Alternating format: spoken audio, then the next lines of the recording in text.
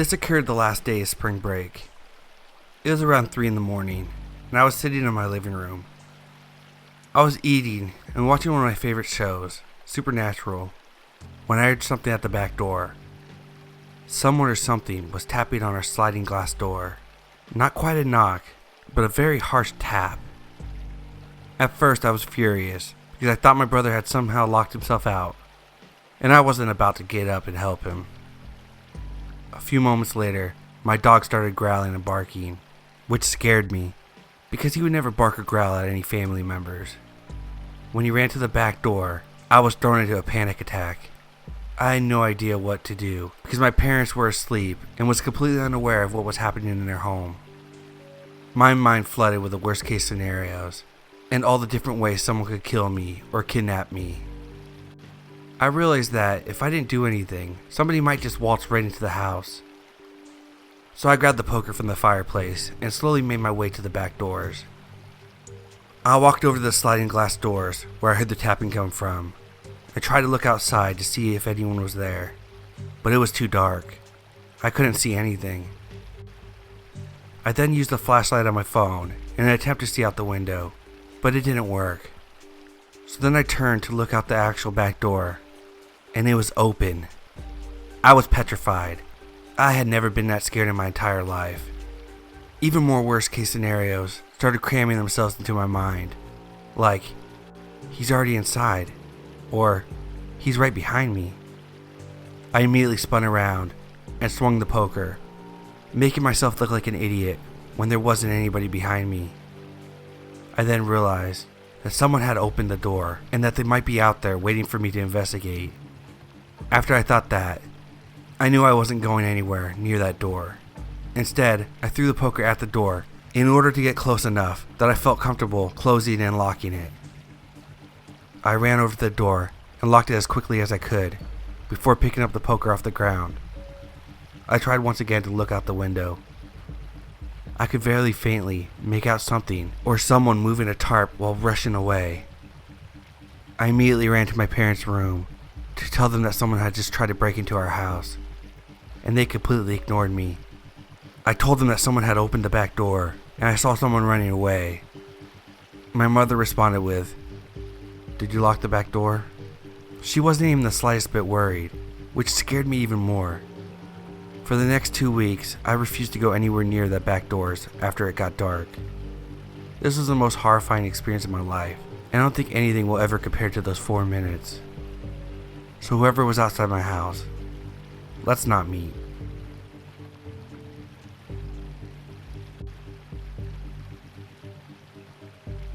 So there was this guy in my closet I'd like to not meet again, but I'll start from the beginning and we can go from there. The first time I came face to face with this strange man was about 7 years ago. It was a normal summer day. Now, I didn't have a terrible childhood, but I didn't have a great one either. My mother was struggling to make ends meet, and we lived in a really crappy 2-bedroom house. It was my mother, her boyfriend, my 2 younger brothers, and myself. My mom worked nights, and so did her boyfriend, so it was up to me to watch my 2 brothers in the evening.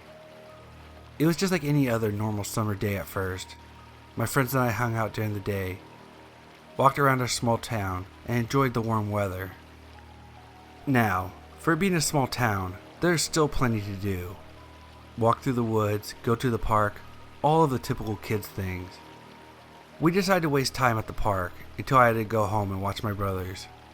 It was normal boring stuff. We walked around, played with a basketball that someone left behind, sat on the swings and talked about our lives and what we were going to do when we got older.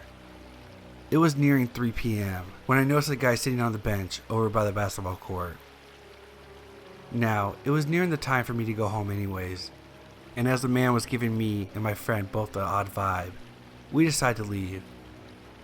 As we neared Main Street, which my house also happened to be on, we parted ways. I got home, and my mother lets me know that there's leftovers for the boys and myself, and then she's on her way to work.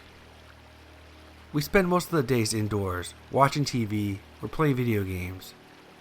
Around 7:30, my brothers wanted to go outside to ride their bikes. It's just now getting dark, so I agree. They ride their bikes for a half hour. I'm sitting on the curb looking at my phone, texting my friend about how bored I am, when my youngest brother, who must have been around 7 at the time, comes up to me and points over towards our house. I look just in time to see what looked like a man walk inside. I immediately tell my brothers not to worry and continue riding their bikes as I call my mother, letting her know what just happened. She calls the police and they show up within 5 minutes, seeing that the police station is only a few blocks away. They do a full search of the home but find nothing. They speak to my mother on the phone and tell her there's nothing there and it must have just been our imaginations. Tentatively, my brothers and I go back into the house. So I sit them down and turn on the TV. Time flies and I look up and it's already 9:30 and I really got to get them to bed soon. I head upstairs to go into our closet. All 3 of us share one bedroom, so all of our clothes are in one closet. I turn the closet light on and start digging through a pile of clothes on the floor that we never got around to putting away. I hear a noise that sounds like a deep breath. Thinking it was just my imagination, I continue to pull out pajamas for my brothers. I grab their PJs and go to pull the string to turn off the lights. Out of the corner of my eye, I see movement. I look over and see a face peering out of the large pile of clothes. There's a man hiding under our clothes in the closet. He made a sudden movement, and I booked it. I take off running. I can hear him struggling to get out of the clothes, and I didn't stop running.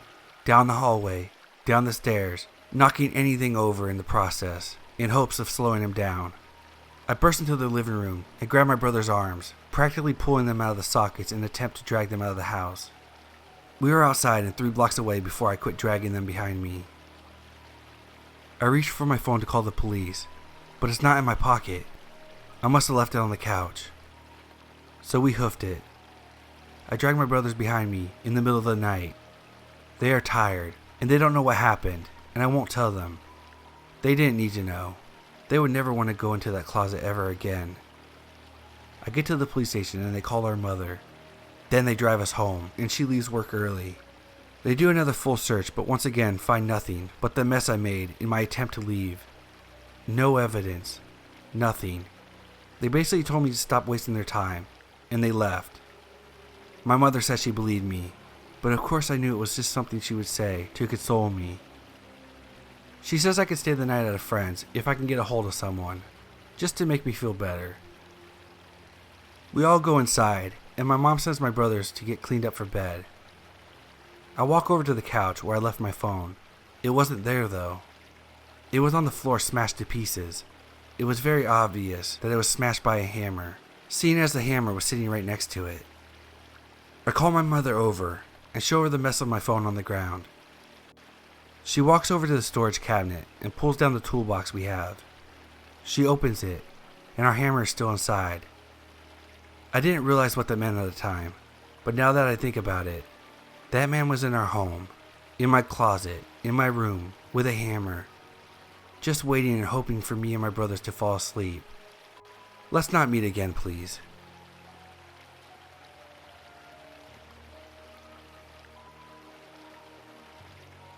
I've just recently moved into a decent-sized 2-bedroom house with a full basement, where a lot of my family's not so important belongings are still stored in boxes to be sorted through.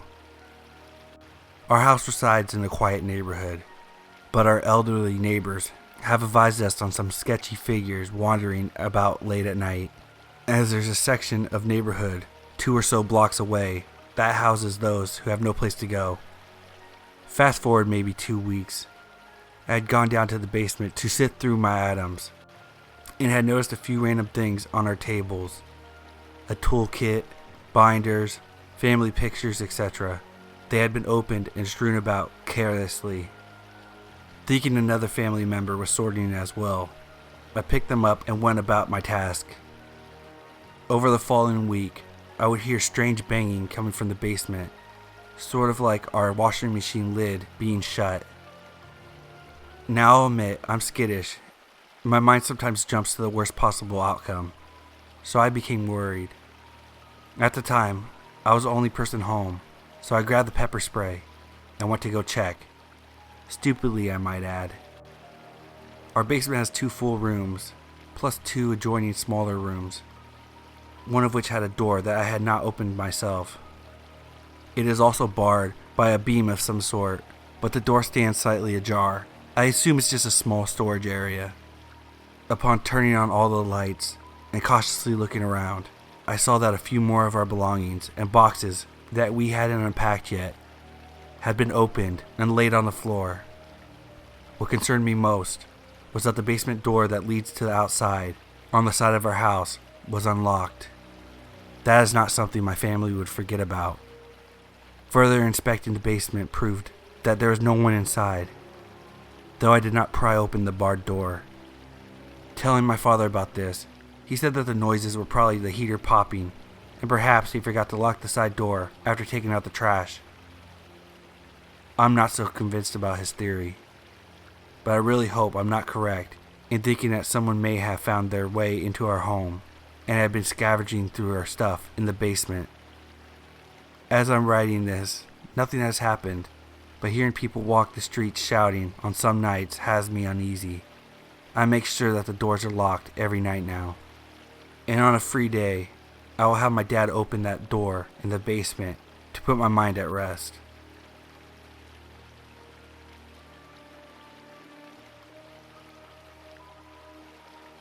This past September, taking a road trip to Myrtle Beach with my family.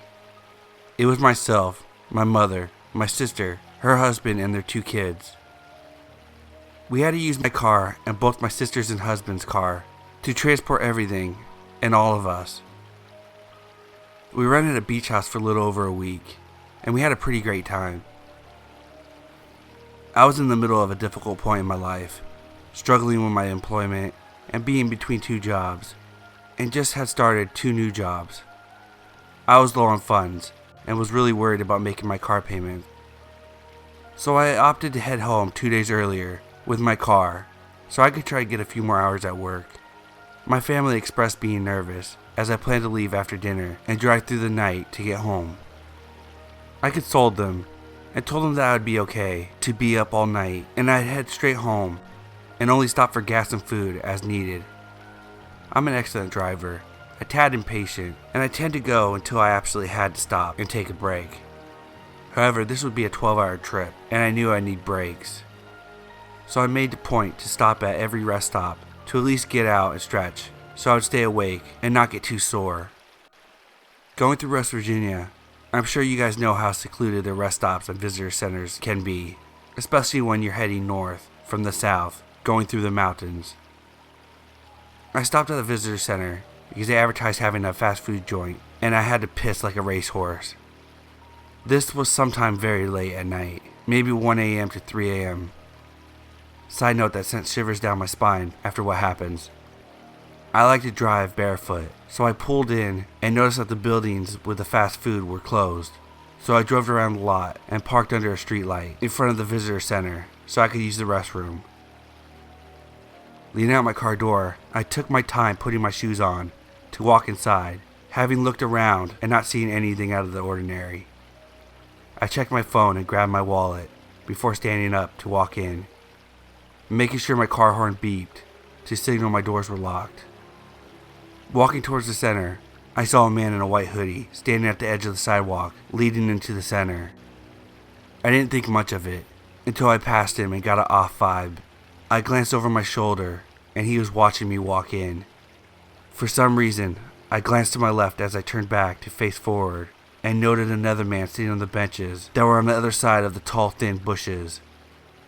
Instantly, I thought, nope. I went in and peed, and before I walked out of the bathroom, I called my roommate.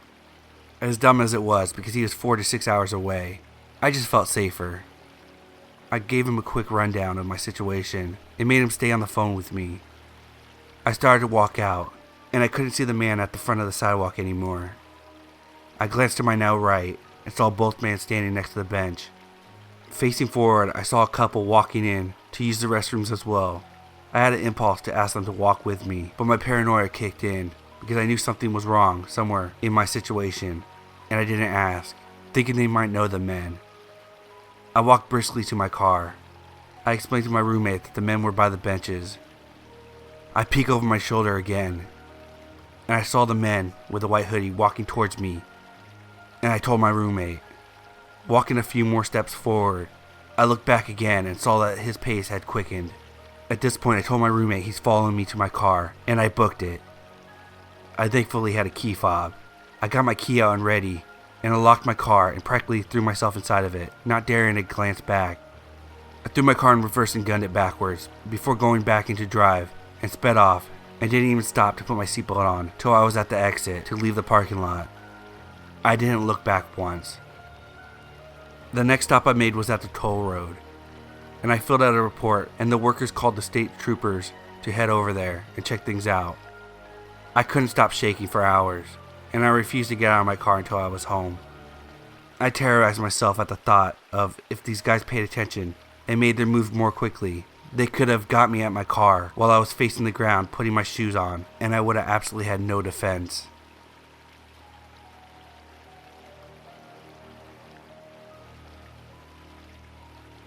I close a lot of nights at work, so that means late nights at the train station. I remember this like it was yesterday, even though it happened about 2 years ago. I had a late close at work, so I missed the bus I usually take and had to walk home. Fine, I've walked home several times before, but there was this man who gave me a weird vibe. He was staring at me with that stare. Now, not sure how to describe in words. As I checked the schedule on the wall for another bus going in the direction, I realized that there was not another one for an hour. I wasn't about to sit around the train station where junkies like to hang out. Going back to the weird man, I tried to ignore him, but when I exited the station, I noticed he happened to go to the same door as me. I tried to brush it off, as maybe he had a car in the parking lot, or was waiting for someone in the pickup or drop-off lane. But I had a gut feeling that wasn't the case, because as soon as I stepped into the parking lot, he started to follow me. My brain and body started to panic, and I had to think on the fly what to do. I never had anyone follow me before, and I surely didn't want this guy knowing where I lived, even though my house was a half an hour walk from the station. Despite being on edge, I still kept walking, and once I got to the fire station, at the other side of the parking lot, I turned back. There was the man, still approaching me, and quickly. I feel it is important to point out that the man was very tall, so we crossed the parking lot in half the time it took me to cross. Now you're probably thinking, why not stop at the fire station and ask to wait for the guy to pass you? There wasn't anyone sitting at the desk in the window, like usual, and the place was darker than a bat cave, since it was 11:45 at night. Trying to ignore the man approaching, I crossed the street and make it past a dimly lit church and an empty elementary school. I walked at an above average pace, not looking back since the fire station. About 7 minutes passed for me to walk from the other end of the elementary school, where I had to wait for the walk light. My body wanted me to keep walking, but my brain made me do the unthinkable and turn to look back to see him walking towards me on the sidewalk. He was at the playground next to the school, and in a few long strides, he could have easily caught up to me. But at this point, my brain decided to take an alternate route home. In the back of my mind, I still was thinking it was simply a coincidence, but it was almost midnight on a Wednesday, and there was no way this man lives in the same direction I do, and would have happened to take the exact same route as to me getting home. Instead of crossing the street, I turned right and go up next to a duck pond by my house, even though I would still be climbing the same hill home. When I get to the next traffic light in a usually quiet suburb, I have an urge to look back again, and thought to myself, maybe he will just cross the street and not turn right. He was still there, almost like he was walking faster to catch up with me. I said I was panicked before, but now it's worse. I didn't even wait for the walk light and took off across the street. Sadly for me, the man also crossed the street. I went from speed walking to brisk jogging at this point. As I reached the end of the street, I turned left and continued to jog the edge of the duck pond on my route. When I got to the other side of the duck pond, I looked back, and the man was again about 30 feet away. I ran faster. I ran as fast as my little legs could carry me up the hill and didn't look back until I walked into my house, locked the door, and locked the front window. I was finally able to put my guard down and didn't see him follow me up the hill, and I don't think he found out where I lived. I slept under the blankets that night and never told anyone what happened. In short, let's never ever meet again.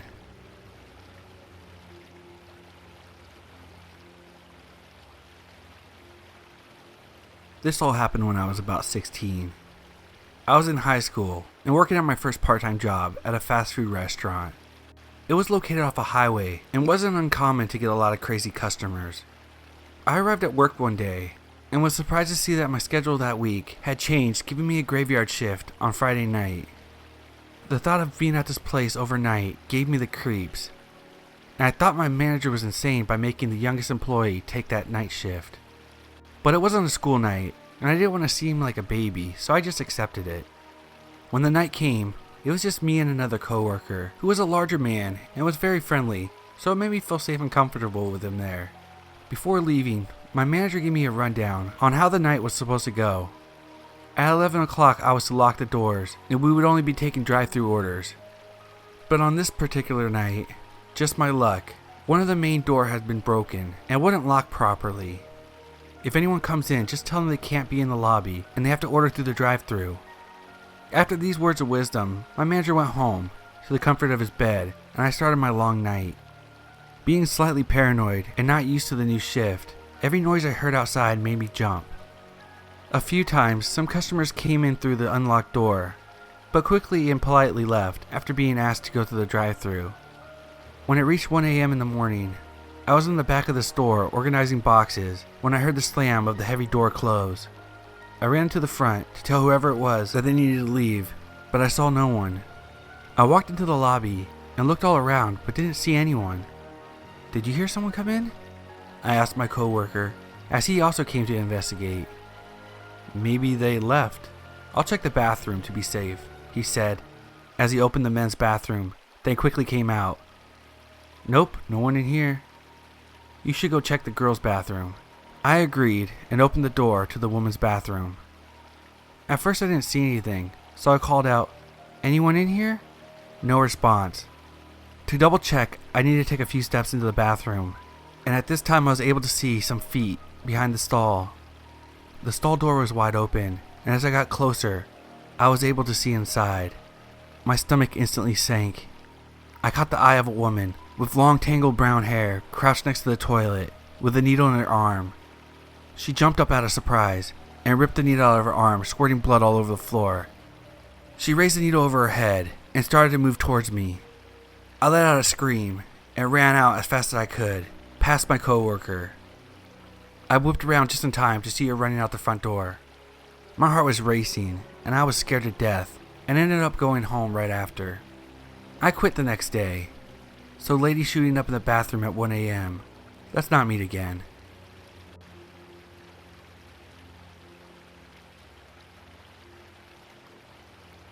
So to get into the neighborhood I grew up in, you'd have to drive down this old dirt road for a couple of miles and past some small farms.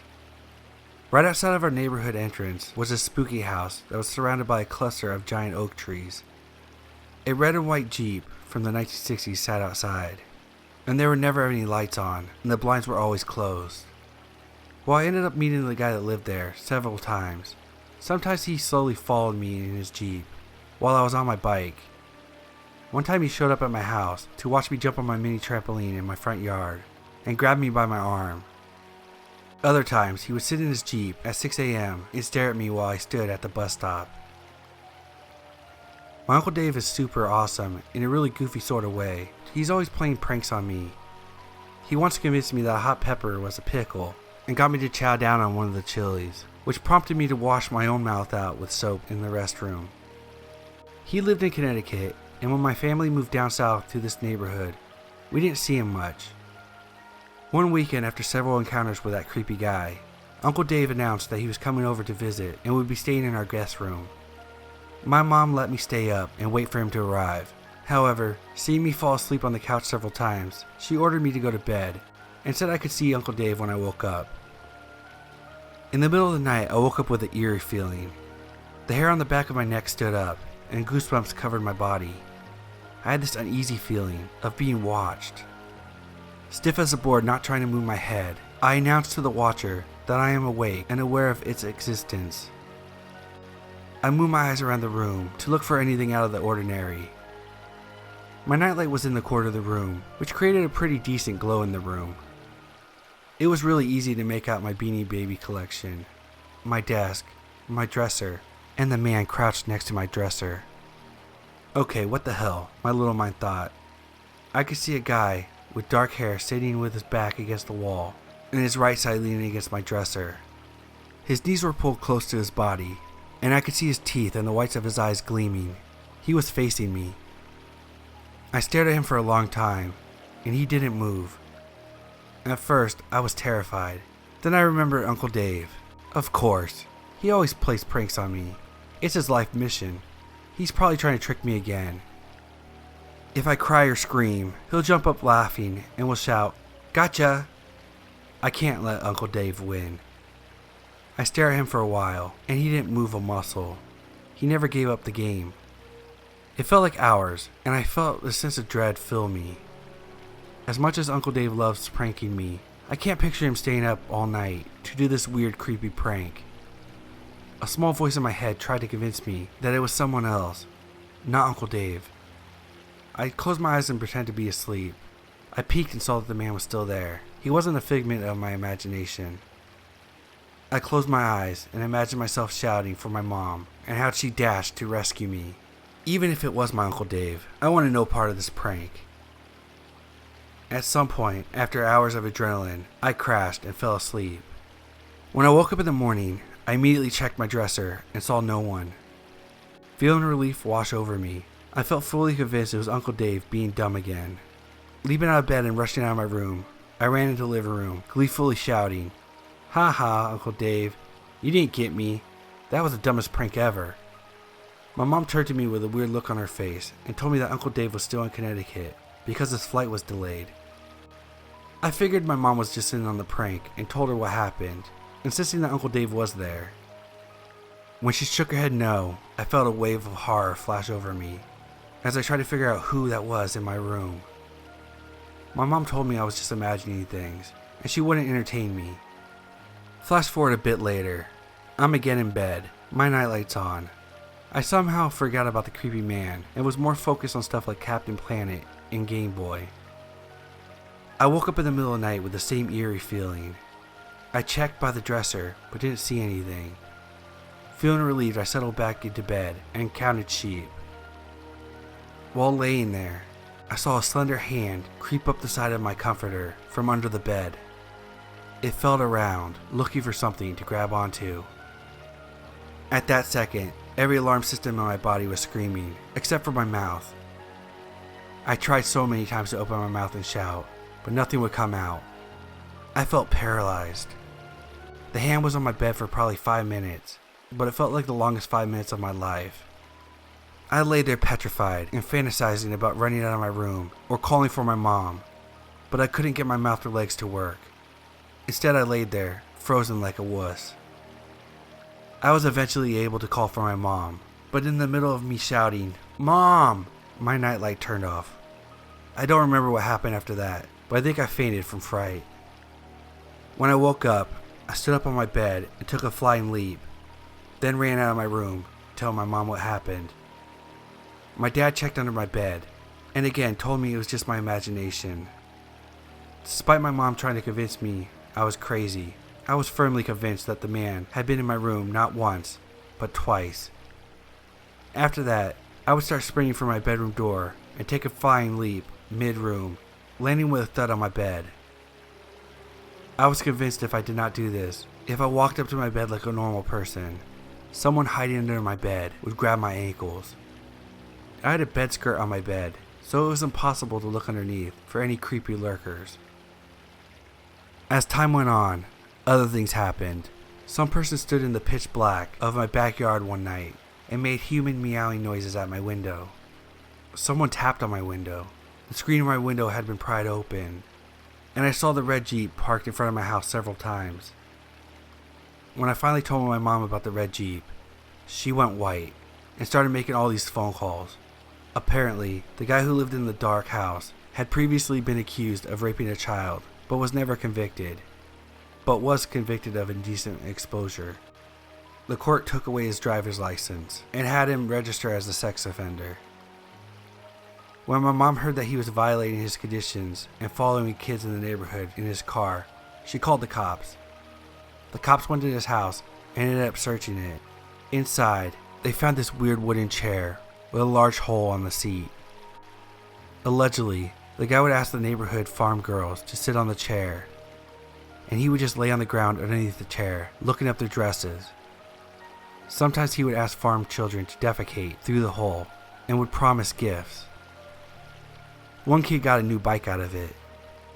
Apparently all of the kids from the farms knew about this guy and his chair, but never reported him because they like getting free stuff. I don't know what his name is or where he is now. I tried Googling some keywords with my old neighborhood to see if anything pops up, but could never find anything. I also have no idea if he was a guy in my room.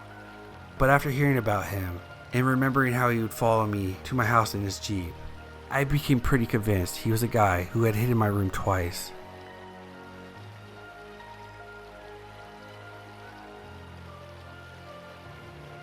A few years ago, my roommate and I lived on the 3rd floor, on the backside of an apartment building.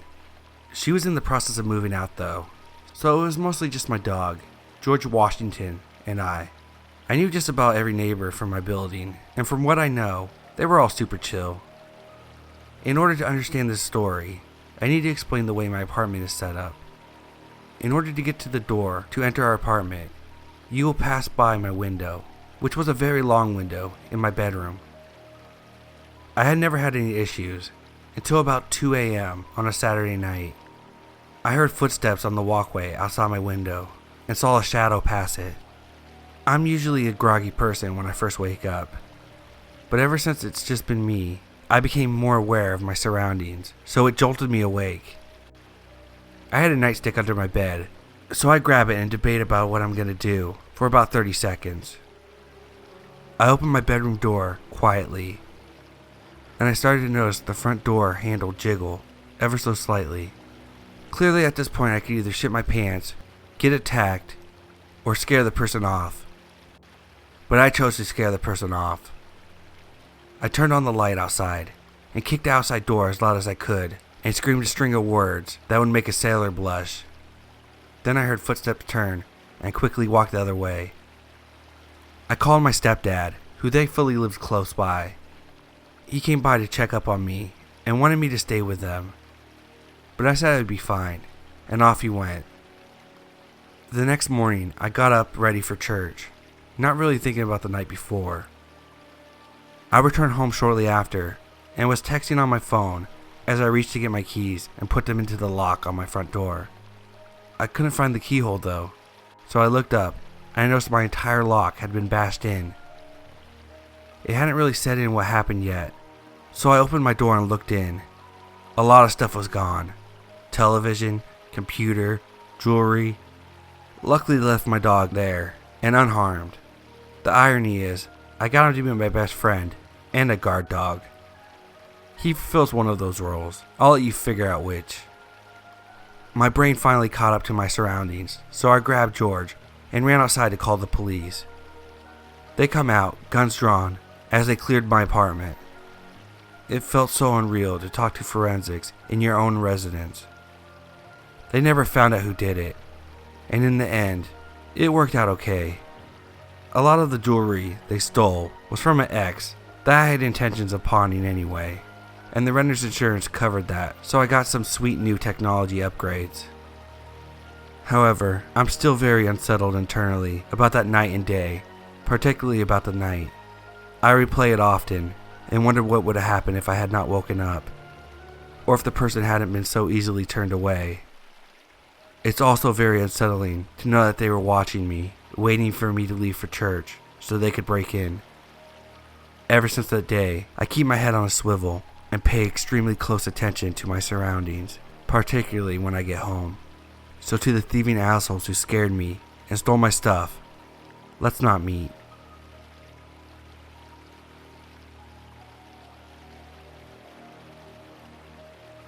So about 3 years ago when I was 18 or so, I was on Grindr and someone messaged me.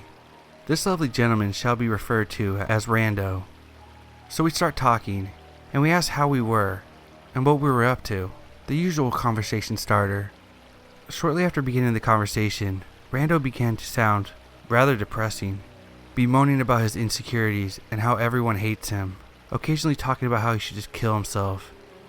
So, being the nice person I am, I try to find something to compliment him on, trying to make him feel better, that sort of thing, or bring a smile to his face at least. And that's where things began to get heavy. Rando begins deflecting my compliments, calling me a liar, or a user, or saying I'm just trying to make fun of him. I try my best to reassure him that my compliments were genuine, because I hate seeing people depressed or down. It's just my nature to bring joy to people. Now, I've been in his shoes before, with the severe insecurity thing, so I know how it felt. After he finally began to believe my compliments were real, he began to get very attached to me. He started sending me over 20 messages at once, and if I didn't reply to him within 5 seconds, he'd start to be like, "Oh, I guess you found someone better to talk to then. You're just like the rest." And it began to get frustrating at this point. Now, I could have just blocked him and saved me the headache, but I have anxiety and feared that he would just turn up at my door someday and do something drastic if I blocked him. He also tried to send me nudes to grab my attention when I didn't reply literally instantly to his messages, and it got worse and worse from there. Eventually he told me that he was in my town over the weekend and began to get very pushy about meeting up somewhere. When I didn't reply, he flips out and starts finding me on different social medias to keep tabs on me. Facebook messages, friend requests, Instagram follows, etc. I went on a night out with some friends of mine, at the time forgetting that he was in my town over the weekend, and he saw me walking down the street and ran up to me, bawling his eyes out about me trying to avoid him. And then he began begging me for my phone number and my house address and whether he could join us for the night out. And when we politely refused, he followed us further and tried forcing drinks into my hand when we got to the bar.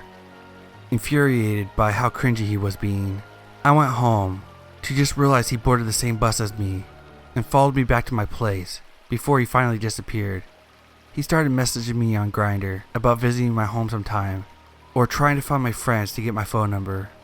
I finally snapped at this point and finally blocked him and thought that was that, only to discover the next day he was trying to catfish me with my own pictures to get my attention and screaming to know why I blocked him.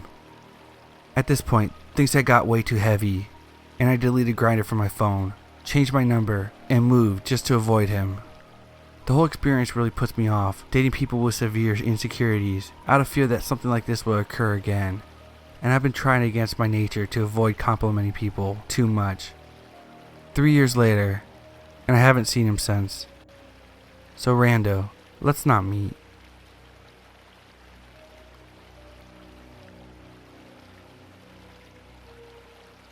This happened May of last year. I was staying with my ex-mother-in-law for the past year while my son and I got back on our feet after leaving my abusive ex. She lives in a fairly decent neighborhood, not one of those rich ones with HOA, but not one of the crackhead ones either, just a simple mid-class neighborhood. Back in March and April, there had been reports on our neighborhood site about some cars being broken into, presumably by kids. Not a huge deal, and after not keeping anything important in my car anyways, we all kind of brushed it off. One night I was feeling pretty sick, and she offered to watch my son if I wanted to go downstairs for the night. Grateful for the offer, I accepted and made my way downstairs. At this point I feel like I should explain more about the layout. Upstairs is a finished 3 bedrooms, 2 bath style house. The downstairs is a garage that was finished and turned into 3 extra bedrooms. 2 of the bedrooms are off to the left side, and the other one is on the other side. You have to pass the laundry room and a storage room to get to the other one, which is the one I slept in. This room is completely closed off from the rest of the house. In the storage room, there is a door that leads outside. This door is kept deadbolted and chained at all times. Keep this in mind. So I climb in bed, it's probably 9ish, and I fall asleep fairly quickly. The rest of this is kind of a blur. At some point of the night, I start hearing noises, which I brush off as someone walking around upstairs, and go back asleep. The noises wake me up a few more times, before I realize that they're in the room. At this point, I think a cat must have gotten into the room. So I didn't get up, but I glanced around the room, and I could see almost the entire room from where I was laying. Over by the window, I see a white thing moving. I realize that the cat just followed me down without me noticing. Aggravated, I go to get up, and I realize what I'm seeing. It's not our white cat. It's not even a cat at all. It's the curtain and something coming through the window. At this point, I froze. I didn't know what to do. I just laid there and watched someone climb through the window and stand up. He was wearing a hat and stood at average male height. I could tell he was looking my way, but I couldn't make any features out. He walked over to my bed and leaned over till we were face to face. I didn't know if he could see my eyes open. I wanted to scream and say something, but I knew nobody could hear me upstairs.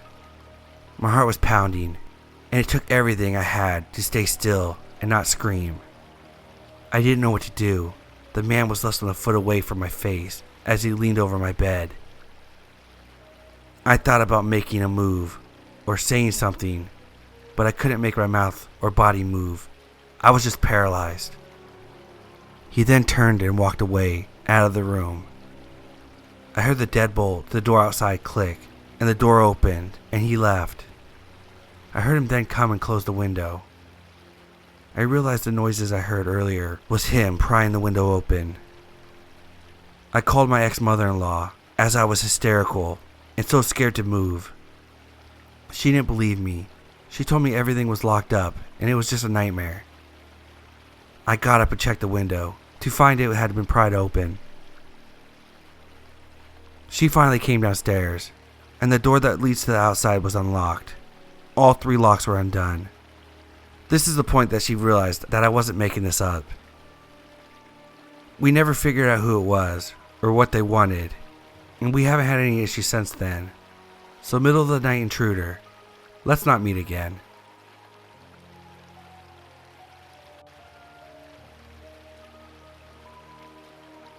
This happened very recently, only about 4 days ago, while I was camping with my best friend. We were both seniors in high school, and we were on a road trip for spring break. We live in Oregon, and drove down the coast to Northern California. We had a late start leaving our houses, and arrived at a little beach south of the Redwoods just after 9 p.m. It was pouring rain, and dark out, so we parked on a dirt road that had access to the beach, and decided against walking down in the sand to set up camp. My friend drives a Toyota pickup with a camper shell covering the bed, which has a mattress in the back, so we decided to just sleep there. The beach area where we were was very secluded and belonged to a local Native American tribe that didn't mind visitors using the site, as long as they were respectful. After talking for a while in the shelter of the truck, my friend falls asleep. Before drifting off myself, I realized I had forgot to lock the passenger door of the truck. All of our valuables were stored in the cab, so I hoped nobody would come along and rob us in our sleep. After a dreamless few hours of sleep, I heard the sound of the driver's side door handle of my friend's truck begin to lift. The door happened to be locked, and I was awake at this point. Terrified whoever had been trying to open the door would go around to the unlocked side, or try to get into the bed, where they likely had no idea we were sleeping. It was still dark out at this time, but I heard footsteps start to walk around the back of the truck. I grabbed a flashlight and shined it through the back of the window of the camper shell, in hopes of alerting the intruder that people were in the vehicle. I heard footsteps get a little farther away. Then I heard the sound of sticks snapping and something heavy being thrown. Then the man let out a long, guttural yell. A few moments passed and more things were thrown, and more general yells mixed with the occasional F-bomb at the top of his lungs. It didn't take more than 2 or 3 yells before I woke up my friend. "Dude, there's a crazy man outside. He tried to get in the truck, and now he's walking around yelling," as I shook his shoulder. My friend sat upright and tried to peer out the window, but it was still pitch black out. I checked my phone, and it was 5 a.m. The sounds of the man walking around the woods near our truck didn't let up. Neither did the frequent yells and sounds of him throwing and smashing what I could only guess were logs or large rocks. Occasionally we would hear his yells from farther away, and we thought he was leaving, only to have him return yelling right by our truck only moments later. We sat huddled in fear for a good hour, unsure what to do.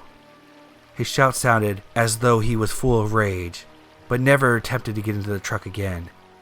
Eventually, the owners of the other car that was parked on the dirt road came up to the vehicle and drove off as the sky started to lighten. We didn't hear any more yelling or log throwing after that. We eventually were both able to fall back asleep for a few hours, waking up around 10 a.m. It was hard to believe that terrifying hour at the crack of dawn even happened, but both of us remember it too vividly to dispute. We still have no idea what the man was doing or why he sounded so angry, but to the guy screaming profanities in the dark by our truck, let's not meet.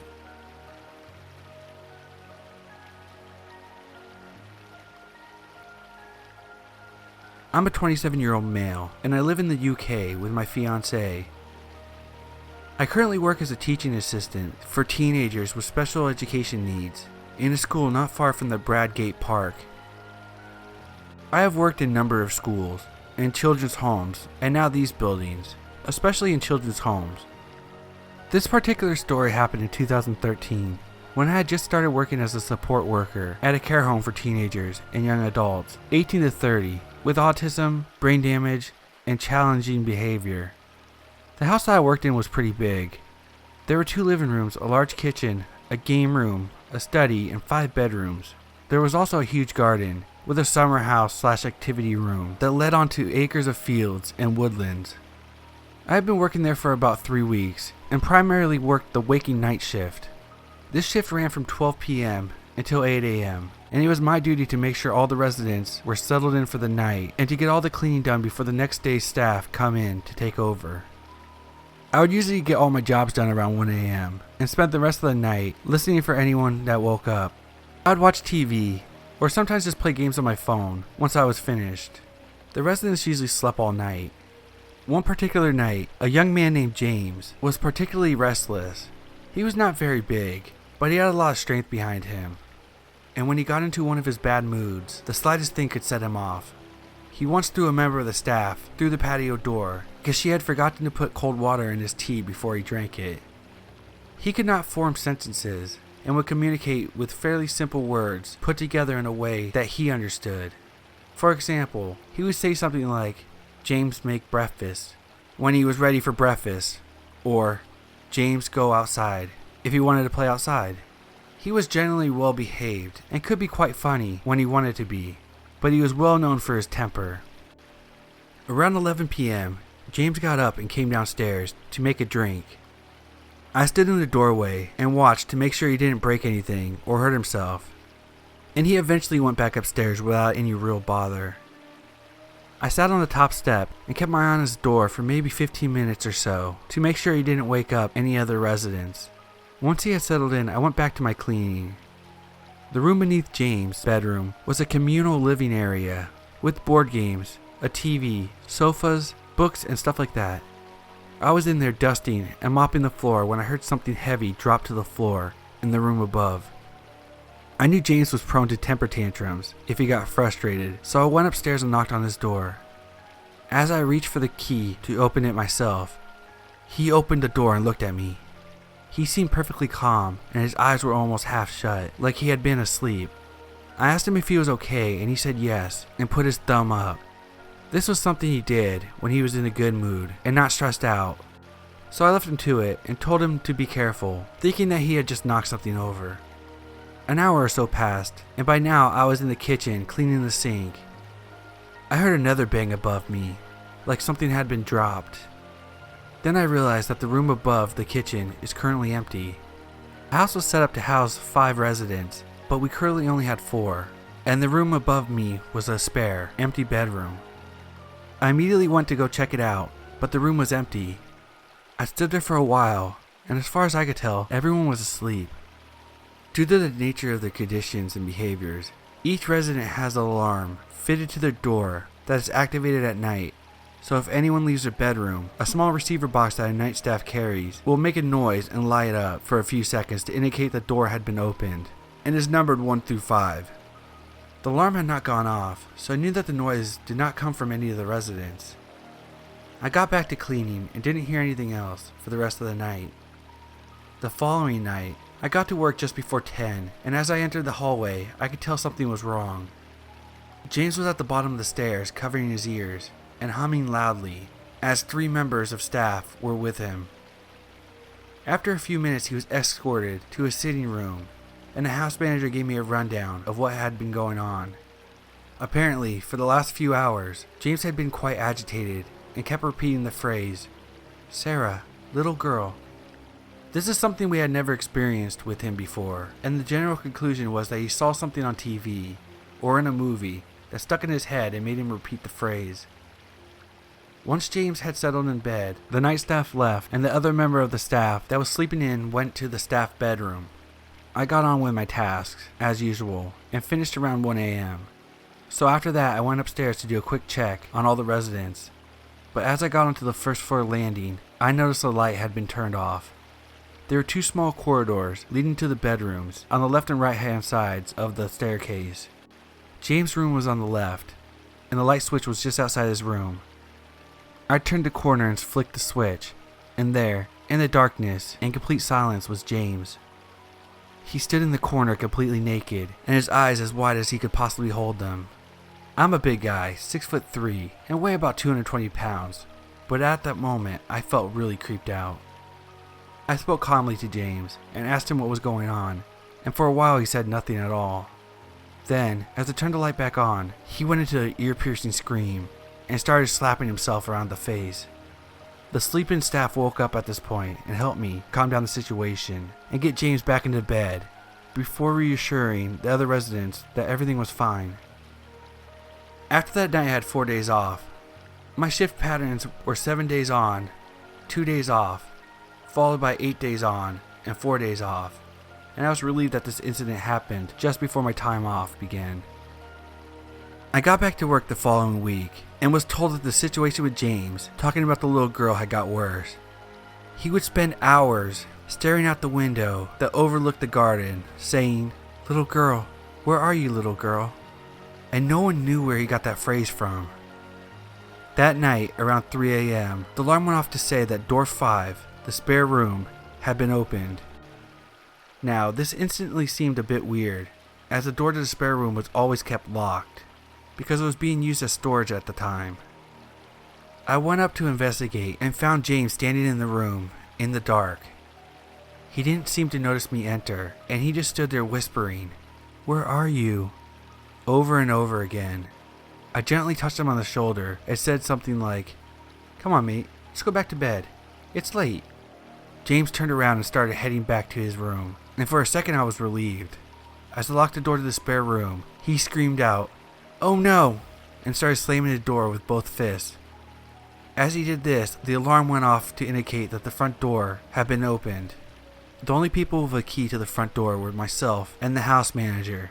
The door has 4 locks on it, 2 that require a key, and 2 others that require electric ID cards.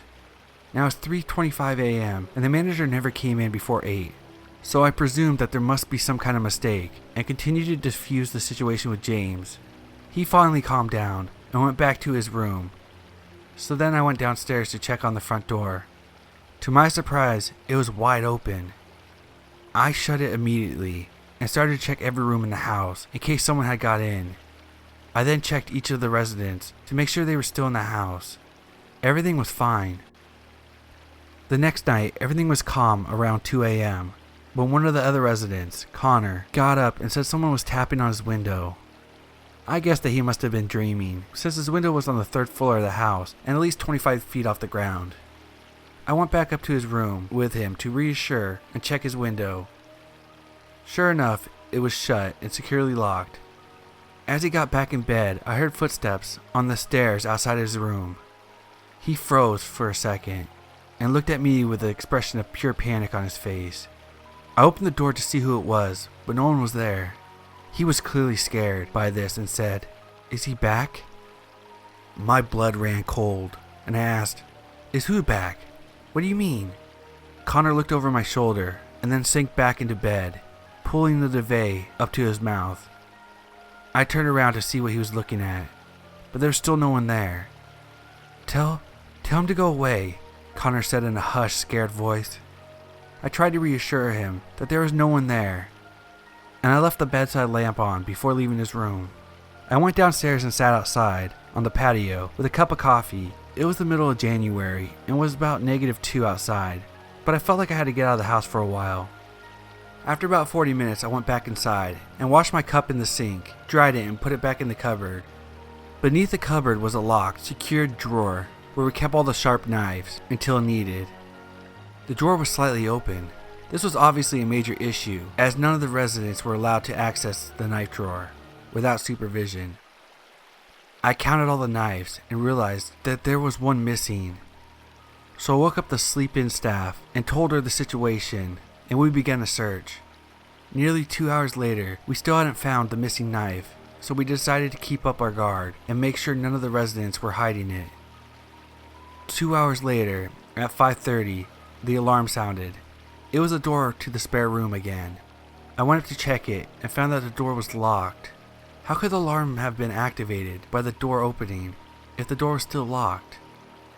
I went inside and turned the light on. To this day, I still have no explanation for what I found, and I often think about this incident. The bed had been pushed from its usual place and was against the wall, and the wardrobe doors were open. There were screws and nails all over the floor, but nothing was broken. But the most disturbing part, in the middle of the room, there was a child's doll, a gold bracelet, and the missing knife from the kitchen. The doll was an old-style baby doll.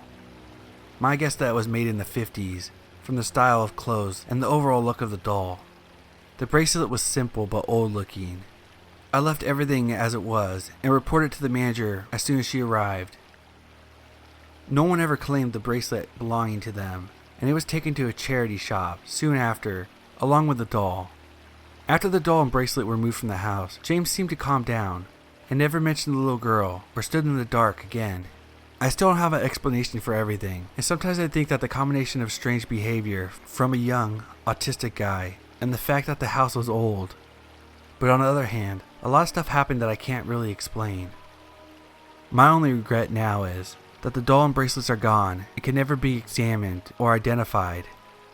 Maybe it was paranormal, who knows, but now I work day shifts and do not plan on working night shifts anytime soon.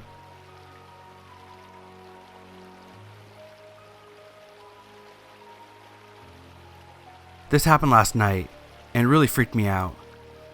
I broke my foot a few weeks ago, and I am using crutches. Even though it takes a lot out of me, I still have to use public transportation most of the days, because I live in Tokyo, and cabs are too slow and expensive.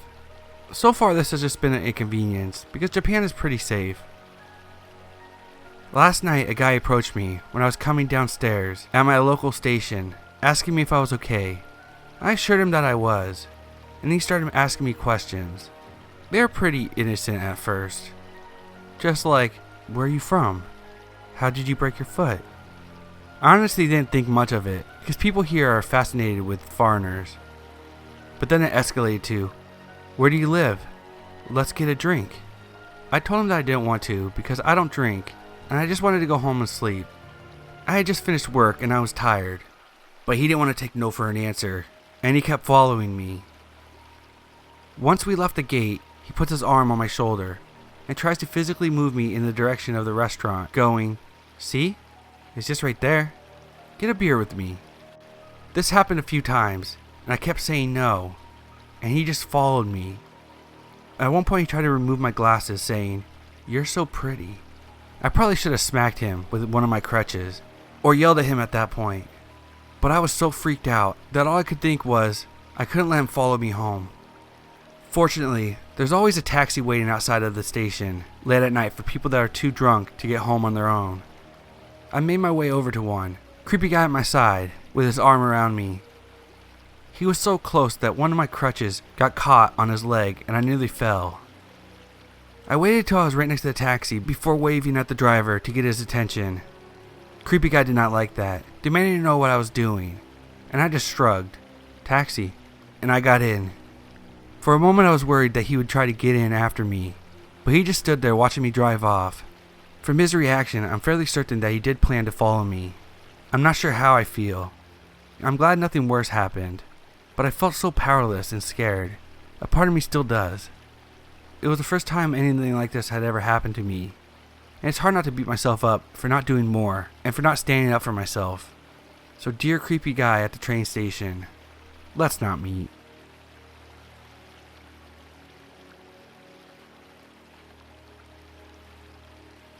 This isn't your typical scary story. It's not about ghosts, creepy mountain men in the woods, or strange creatures lurking in the shadows.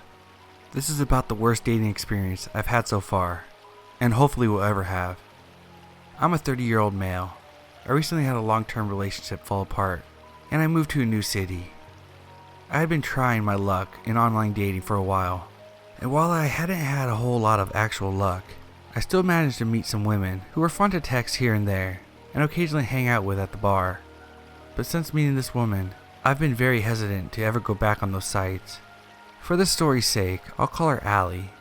Our first date went alright. We went to a rock club, and then went down to the river to talk and smoke some cigarettes. She was quite a bit younger than me, 21 or 22, and definitely acted like it. Most of the jokes and references I made were too obscure for her, or were way before her time. Movies and TV shows that were drilled into my head growing up were completely unknown to her, and she didn't even listen to much of any classic rock I grew up with. Bands like the Grateful Dead, Jefferson Airplane, and Fleetwood Mac were all brand new to her.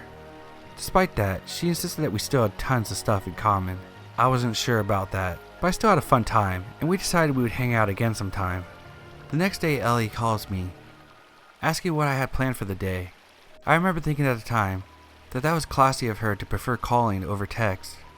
I told her I was going to go visit my parents, and I was going to be out of town for at least the next 2 days, which was 100% true. She told me to have fun, and I proceeded to prepare for the visit and make my 2-hour drive to my hometown. Pretty much as soon as I get to my parents' house, the rest of the world disappears. Beer and wine were flowing, the pool was at perfect temperature, the grill was fired up, and we just couldn't stop telling goofy stories and laughing. My phone was the last thing on my mind. The day came to a close and I started getting ready for bed. This is when I noticed my phone had been going off all day. Allie called me 6 or 7 times, left 2 voicemails, and left me at least 10 text messages. The messages started out like, "Hey, I hope you're having fun," and "When do you think you'll be back?"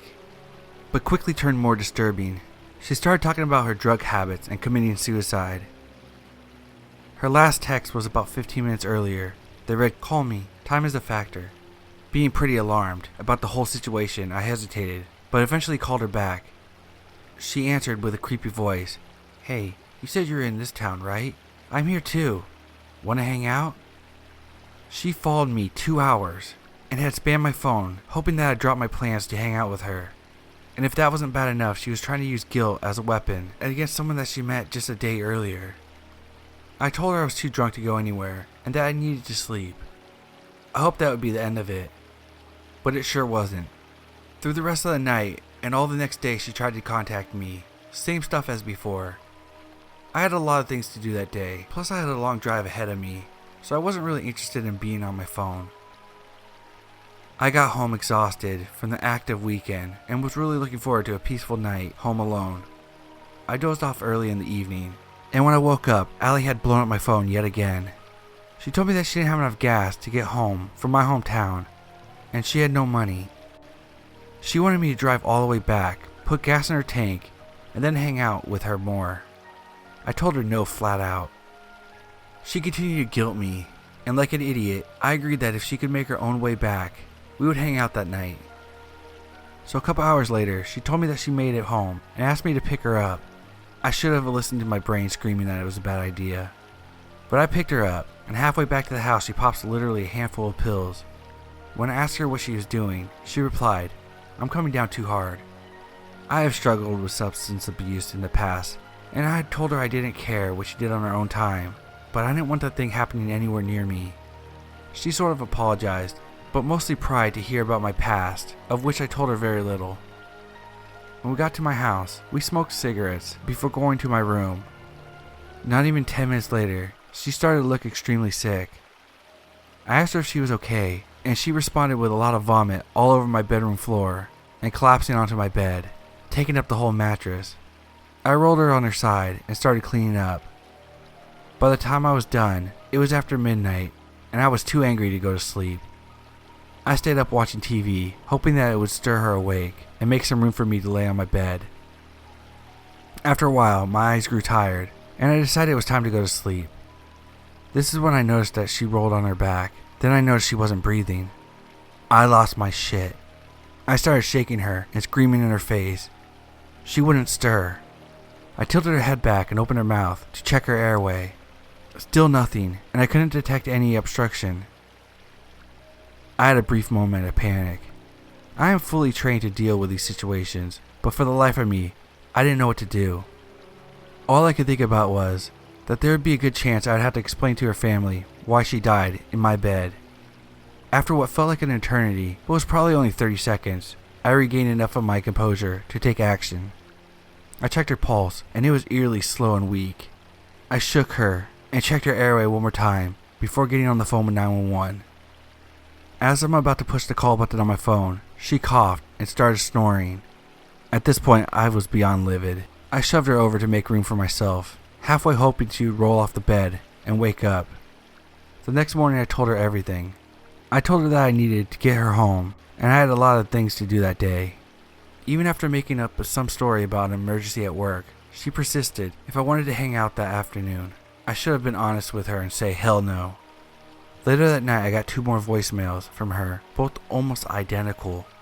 She said she was checking herself into rehab and that she wanted to hang out one more time before she left. I ignored them and blocked her number. A few months passed and I was finally able to laugh about the whole thing. Then, just last night actually, I got a text at 3 a.m. from an unknown number. "Hey, it's Allie. I got a new phone. Wanna hang out?"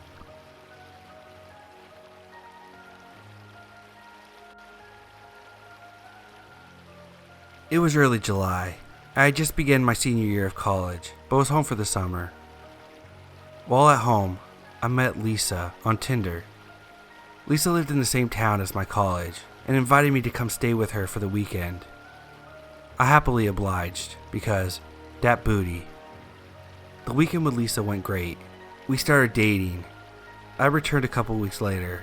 It's now late July or early August 2012. My housing for the upcoming year was going to be in our fraternity housing, off campus.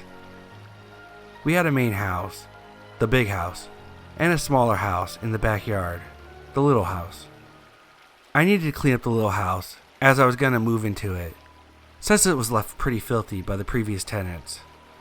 Lisa offered to help, so we spent most of our time in there. The little house was stockpiled with furniture that people had left for the summer instead of taking home. There were probably 6 or 7 couches stuffed into a teeny living room, so you literally had to hop from one to another to navigate the room, which we made a game of it, and made great use of them during the weekend. Sorry, bros. To give you an idea of the layout, the little house was a ranch-style brick home with 3 adjacent bedrooms at the back of the house, and a kitchen and living room at the front. The front door entered directly into the living room. The side door, if entering the home, was off to the right, on the far side of the kitchen.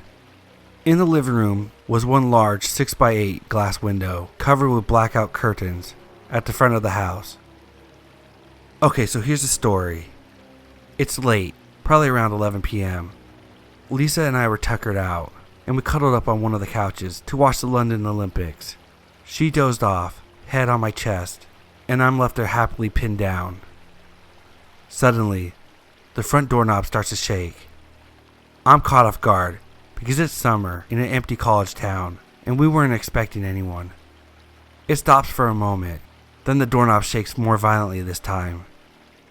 Thankfully, it's locked. As I prepared to slide out from under Lisa to investigate, 3 loud bangs against the door as if someone was trying to kick it open. Their attempt failed. I'm partially relieved, but I'm still aware that there are 2 doors that they could enter. Lisa is awake now, delirious and frantic. What's going on? What was that? I hushed her and told her to get up and go to the back of the house and to go into the bedroom and lock the door until I personally came to get her. She refused, but I demanded. She scurried across the couches and locked herself in the back room. I ran to the far side of the kitchen to make sure the side door was locked. It is. Okay, we're alright for now. Thinking to myself, weapon, what can I use? Shit, I wish I had a gun. Maybe the brothers left something. Shotgun would be ideal. I see a hunting bow with a few arrows. No, that's too cumbersome. Keep looking. Golf club. 6-iron. Perfect. Everything is silent, aside from the pounding heartbeat and the faint sound of Lisa calling the cops from the back room. I'm standing in the kitchen and have a view of the front door and the side door while clutching the golf club, when suddenly the side door knob starts shaking and there's a couple of bangs at the door. Lisa screams from the back of the house and I yell at the intruder. We're in here. We called the cops. They'll be here any second. Leave us alone. The banging stops. It's silent. Dead silent. We wait for the cops to come. Lisa and I are in the living room, full of couches. 2 full hours pass. It's now something like 2:30, and still no signs of the cops. I'm both exhausted from the adrenaline crash, and angry that the cops had not come. We call them again. 911, what's your emergency? Hi. We called about 2 hours ago to report an intruder, but no cops ever came. Are you still in the home? Did the intruders make it inside? Yes, we're inside. They didn't get in, but I'm scared that they're going to come back. The operator asked me for my address. I'm literally spelling out my address. The front door gets slammed, kicked again. I holler at the 911 operator. They're back. Please help. Hurry. Officers are on their way. Stay on the phone. Keep away from the windows and doors. Lisa is freaking out. I'm freaking out, wielding a golf club again. And suddenly, the entire front window, all 6x8, shatters to pieces. The glass is mostly contained by the black curtains. And I screamed the girliest, most blood-curdling scream I could imagine. I stood up and started swinging the golf club wildly, hoping to make contact with whatever or whoever was coming into the house. Moments later we hear sirens, and I could faintly see the blue lights swirling outside through the split in the curtains. A megaphone announces the police presence. They scour the area, and eventually knock on the door. Apparently, someone did try to kick down both doors, and there are boot prints to prove it. The window was shattered by a malt liquor bottle. They ended up finding a drunk dude from the trailer park nearby, who had been roaming the area. I bought a gun the next day.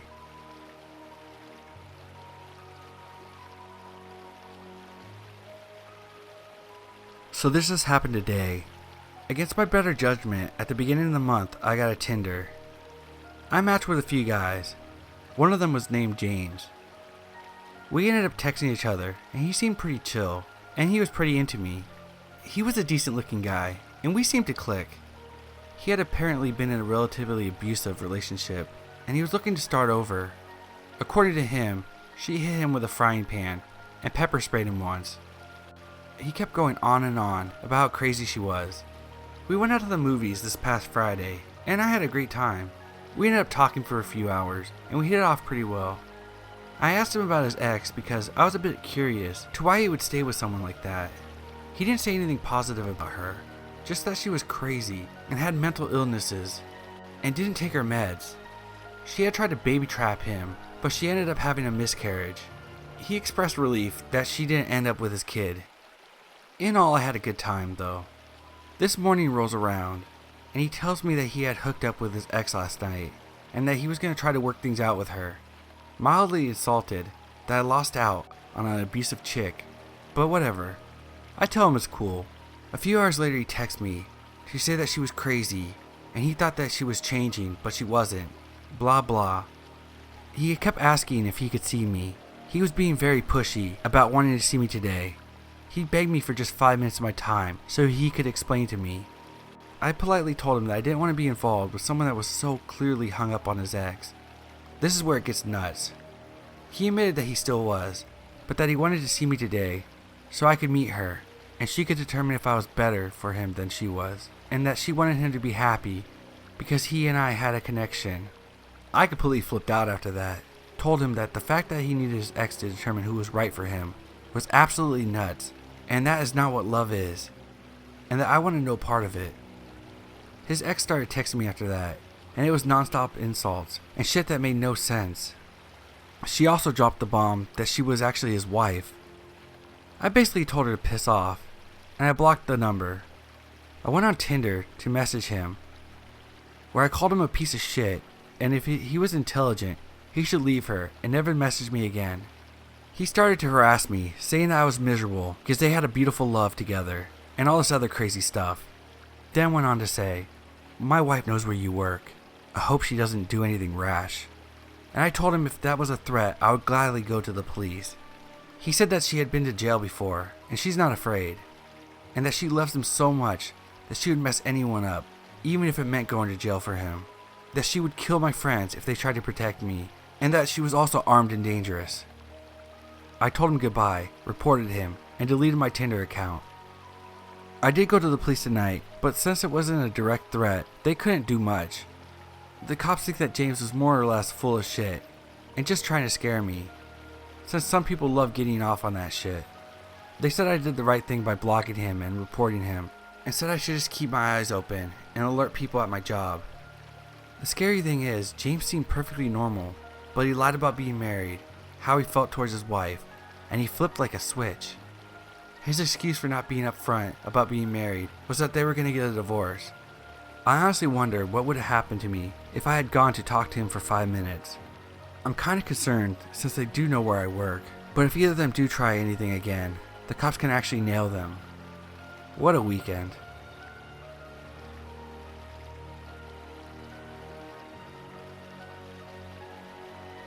So I'm a 16-year-old girl who takes the train every day to and from school. I've had my fair share of weird encounters with strangers on the train, but there is one that stands out. I was on my way home from school, and I'm sitting on the train with my friends like any other day. The stop I get off at is after my friend's stop, so I have to ride by myself for a couple of stops every day. On this day, after all my friends had gotten off, I was sitting alone. This man was walking through the aisle looking for a seat, and as soon as he sees me, he says, "Oh, what a pretty young lady you are." It was clear that this dude was a junkie and that he was on something as soon as I saw him. Now, I live in Finland, and if you take the train home every day, then it's not very rare to come across junkies. So anyways, this dude comes and sits right in front of me, and looks about 25 to 30 years old. He's wearing dirty clothes, his hair was long and greasy, and he was missing some teeth, and overall looks a bit rough. I've come across junkies on the train, and usually if you just mind your own business, they will not make any contact with you. But this man is just staring right at me, and I'm trying my best not to make eye contact with him, because I don't want him to talk to me. Despite not giving him any attention, he still goes on to compliment me, and ask me questions, like where I was going, or where I came from. I simply tell this man that I'm going home, and I keep looking out the window instead of looking at him. Then he goes and asks me out on a date, and suggests a coffee shop. I just say no and keep looking away. At this point there's still about 8 minutes left until my stop, and I think the man is going to stop talking to me because I already declined his offer of the date. But boy, I was wrong. The things he had said up to this point were pretty harmless, and I was not particularly uncomfortable yet. It was about 5 p.m., and there were other people on the train, so I didn't feel like I should move, because I was getting off soon anyways. Then after some silence, this man goes on to compliment my eyes, and asked me if he wasn't good enough for me because he was a junkie, and I simply shook my head no. Then he says, "I've got a perfect idea for a date. Just me and you in a dark room, with some drugs, and a bed." His suggestion made me very uncomfortable, and I gave him a stern look. Then he asked me if I ever tried the drugs he mentioned, and I just ignore him. The next few things he says disgust me to this day. He says we could spend a week in bed together and only get up to shower. And then he smirks at me and says we would have so much fun, but you'd be so sore when I would be done with you. He was looking at me with the most disgusting grin, and I immediately understood what he meant. And I got up to walk away to the other side of the train. Thankfully the train was just at my stop, so I got off and made sure he didn't get off as well. He didn't get off at my stop, but for the rest of my journey home I felt grossed out. So to the junkie on the train, let's never meet again.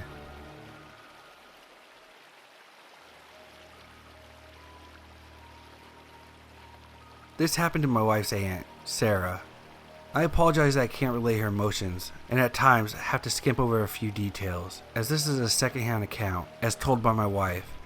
This was 10 to 15 years ago, and Sarah had been recently divorced. Her husband moved out, and Sarah continued living in the house by herself for some time after that. The house was in a typical neighborhood, and wasn't secluded, or off by itself, or anything like that. As Sarah became used to living alone, she felt like she kept hearing things in her attic, and began to wonder what was making the noises she heard. She called the police and had them come sweep her attic, looking for traces of anyone living up there, but they found nothing and told her it was probably just a raccoon or squirrel. In the days after the cops came to her house, she felt like the noises were getting louder, and there was no way it was a small animal. She called the police again about a week later, and the same thing happened. They didn't find anything yet again. A few days after she called the police the second time, Sarah came home from work earlier than usual. Fortunately for her, she had been dating during that time, and her boyfriend was with her when she came home that day. As she got out of her car, in her garage, she noticed something was out of place, and scary as hell, at the door. A pair of muddy boots. I like to think that if she had been alone, she would have had enough sense not to enter the house at that point. But luckily, her boyfriend was with her. They cautiously enter the house and discover upon opening the door, a man standing naked in the laundry room doing his laundry. Sarah went to call the police, but the phone wasn't working, and she ended up going to the next door to use the phone. I'm a little fuzzy on the details here, but they managed to keep him in place until the police arrived, and they took him away. Turns out this guy had access to the house somehow, and he had indeed been spending time in the attic. The cops found a small hole in the attic above her bedroom, where he had been watching her, and on that day he cut the phone lines and put a knife under her pillow. God only knows what would have happened had she come home by herself, but thankfully that didn't happen. I don't know any more details about the guy, other than the fact that the cops took him away, and he presumably spent some time in jail.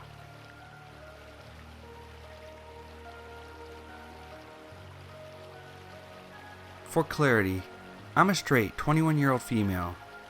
So in November of 2016, I went through a pretty bad breakup.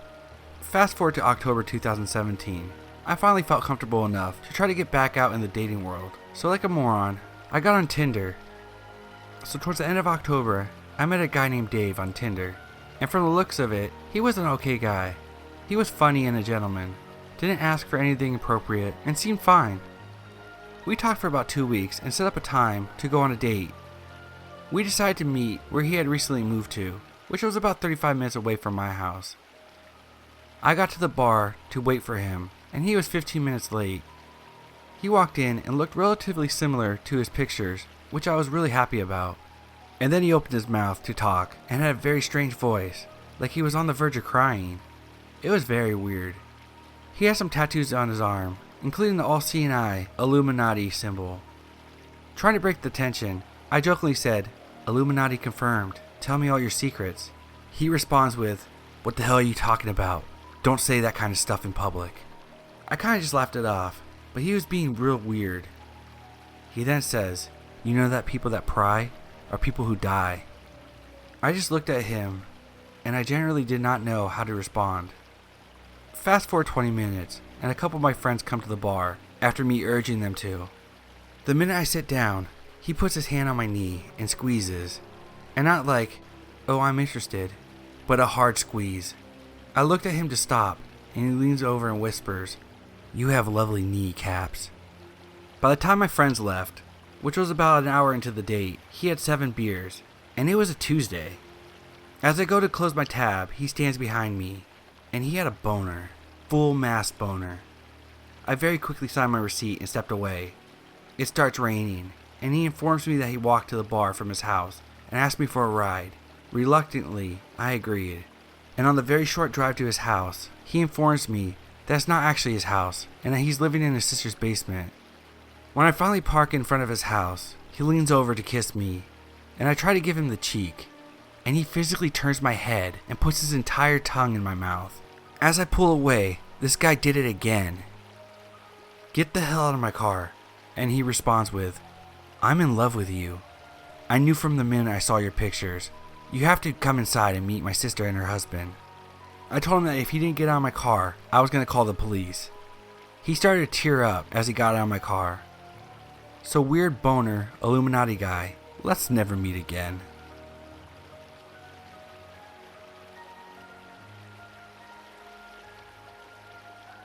So this didn't happen to me recently. In fact, it was quite some time ago. I was around 9 or 10 years old. I was with my best friend and our parents. We were on our way to the nearest shopping town. We live in a rural-ish area with not many shops and would probably be finished looking around in about 10 minutes. So we traveled by train to our nearest large city. It was easier, probably cheaper, and definitely quicker. So when the train arrived, me and my friend quickly run on to secure a table seat. Those ones that have 4 seats with a table in the middle, pretty self-explanatory. The train was pretty empty, and with us being kids, we wanted our own table seat, and I decided to take one on opposite sides of the aisle, and that left our parents across from us. I noticed that guy a couple rows down in the normal seats. He was on his phone in a really strange position. It looked like he was taking photos of me. This was back in the day when selfies didn't really exist, so it was more than likely that he was either taking a photo of me or he was using his phone weirdly. Anyway, I pulled the collar of my coat over my face and looked the other way as I shrunk into my seat. I didn't mention anything because, to be honest, I thought I was being outrageous.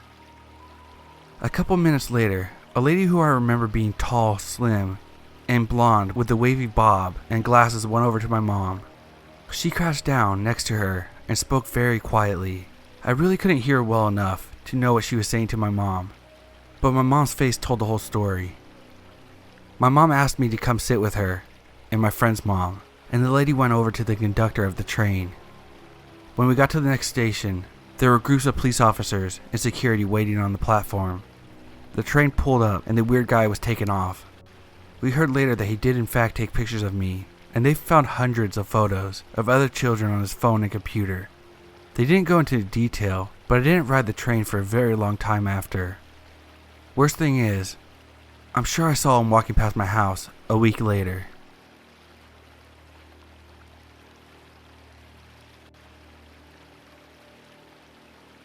So first of all, let me tell you how the story began in March of 2017. I am a 19-year-old male. My family and I moved to a new house in March 2017. I was really excited because this house was huge and had a beautiful garden with a pool and a hot tub. I'm not bragging about this information. It will be important later. When we moved in, the real estate agent told my parents that there had been a series of home invasions in our street, and that our house and our neighbor's house were the only ones which hadn't been broken in yet. The first weird thing started to happen in May 2017. My room is at the patio, so when I look out my window, I can see the patio and the hot tub. At first, I could hear the gate of our garden being opened at night. This continued for the next 10 weeks. Sometimes we would go outside in the morning and all our lamps were bashed in. It's like our property is haunted by a poltergeist, since we haven't seen anybody do these things. At first we thought some burglars are opening our garden gate at night, because every morning my parents open the patio door so our dog can go outside and pee, while my parents would get dressed to go for a morning walk. So I guess the burglars were hoping that our dog would run off so they would have it easy to enter our home. All of these incidents made my mom feel really unsafe in our own house. All of a sudden it stopped, so we thought the person who did this moved on or got bored. But after 5 months, everything started over again, but worse. It's November, and I wake up to hear footsteps outside my window. So I open my eyes and wish I wouldn't have done that. The moment I was so scared of actually happened. What I saw was a 6'3" man standing outside my window, watching me while I was asleep. He looked so old, yet so young. He had this young face, but his haircut made him look 25 years older. At least that's what I could see in the dark. I was frozen. I couldn't move. So we just looked each other in the eyes for what felt like an eternity. Suddenly he ran off. So I took my chance and ran to my parents' room and told them everything. My dad grabbed his gun, which he is keeping at home now because he got worried over the last few months. He is a police officer. He ran outside but couldn't find the man, but found a broken gate, so he called the police. The police came, but they couldn't do much, and they left rather quickly. 2 months later, I woke up to splashing sounds. I got up and looked outside my window. I noticed the sounds were coming from the pool, but I couldn't see it due to the trees blocking my view. So I shrugged it off, because I thought there was just something wrong with a pump, which wasn't a rare thing. So I went back to bed, but I had a hard time falling back to sleep. The sounds grew louder and more intense, so I got up and went into the living room, which allows me to see the entire garden. When I look outside, I got the same feeling, which I had 2 months ago, when I spotted the guy outside my window. Anyway, I looked outside and saw the same man standing in our pool, draining the pool with a small cup, and I mean it how I said it. He was standing in our pool with a cup, throwing water onto the grass. He had a dead stare in his eyes like he didn't even know what he was doing. He noticed me watching and just smiled at me. I woke my dad up immediately and we called the police. They left as fast as they came, since they didn't find anything but our empty pool. They said it was probably a homeless guy and he was washing himself. But I'm certain that he was not just washing himself. It's now August 2018. I've noticed weird cars in front of our house lately, and if someone would spot them, they would drive off. My parents left me alone this weekend since it was my uncle's birthday. I didn't want to come along, so I decided to stay home. I got bored all alone in this big home, so I called a couple friends of mine to come hang out at my place. They came around 7 p.m., and we started drinking some wine and listening to music. Time passes and it was now 11 p.m. when we heard someone knocking on our window of our living room. I thought I was imagining the knocks, but my friend looked at me like they were about to ask if I was expecting someone else. I turned off the music and listened, but all we heard was silence. I turned on the patio lights when a girlfriend of mine yelled, "Hey, there's someone running." I didn't see anyone, but I heard the gate slam shut. I was worried, but decided not to call the cops since they couldn't do anything anyway. I was really glad that my friend drank something and had to crash at my place, so I wouldn't be at home alone that night. Today is Saturday, and my friends left around 5 p.m. I was in my room when I heard something fall in my bathroom, so I got up to see what it was. When I walked towards my bathroom, I could see a person right behind the door. This person didn't know I spotted him, so I walked back into my room, got my phone, and called the police and my parents. When I passed the bathroom door, I saw the person was still in there. So I opened my camera and took a picture as proof for my family and friends. When I took the photo, my dumbass didn't think about the flash. So when I took the pic, the light illuminated the entire bathroom, and the door slammed shut. I thought this was my chance to abandon the house completely, so I ran out of the house and called the police. They arrived about 10 minutes later. They went inside and came out with the same man who was terrorizing my family for over a year now, half naked.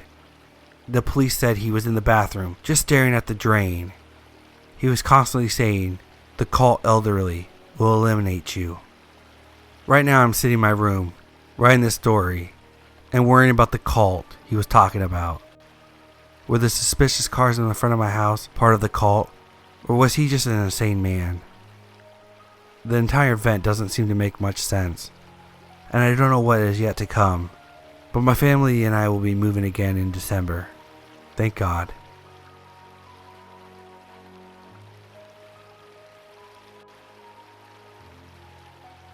I was on a road trip with my aunt. She isn't my real aunt, but she and my mom are best friends, so I call her that. So we were driving back from Michigan to North Carolina. We drove up there so we could see her family, and so I could see my girlfriend at the time. I must have been 18 or 19. Now some background on us. I'm 6'1", and in pretty good shape. My aunt is about 5'7", and we are both black. Now I don't remember what state we were in. but I remember we had been driving for a couple of hours. We were getting dangerously low on gas, and we needed to stop. So we pulled off of the highway, and after driving through a town, we found a gas station. My aunt got out to pump gas, and I went to go use the restroom. Now, I've always been super cautious, and inside this gas station had that horror movie energy. I walked into the bathroom, and it seemed like I was the only one there. I stood at the urinal. I looked down at the top of the urinal was a card, and I remember thinking that's a pretty weird place to put it. It was some sort of doomsday message type of thing, so I just ignored it. As I'm zipping up my pants and turning around, I could feel someone looking at me. You know how you can just tell? I turned around, and I have never felt so small. This man was at least 6'8". He was just huge. The scariest thing about this was I didn't hear him come in. There was no way he came through that door without me hearing him. He had to have been there already. I tried to get around him, but he stopped me. This is the conversation we had. Can I get past you, please? I saw you read the card. How about I take you to my house so I can teach you what it really means? Nah, I'm good. I tried to push past him, but he followed me out and started yelling at me. Your kind's gonna be the first race to die out. And how he was gonna enjoy watching y'all die. I ran back to the car and screamed at my aunt to get in the car. Gotta love black aunties, 'cause she didn't even question it. She just got in the car and started it, and we sped off. Luckily, she had already paid. We tell this story from time to time now, laughing about how crazy the guy was I met in the bathroom. But to this day, I always check to see if I'm alone in a public bathroom. The way the man stared at me gives me chills. So creepy huge guy in the gas station bathroom. Let's not meet again.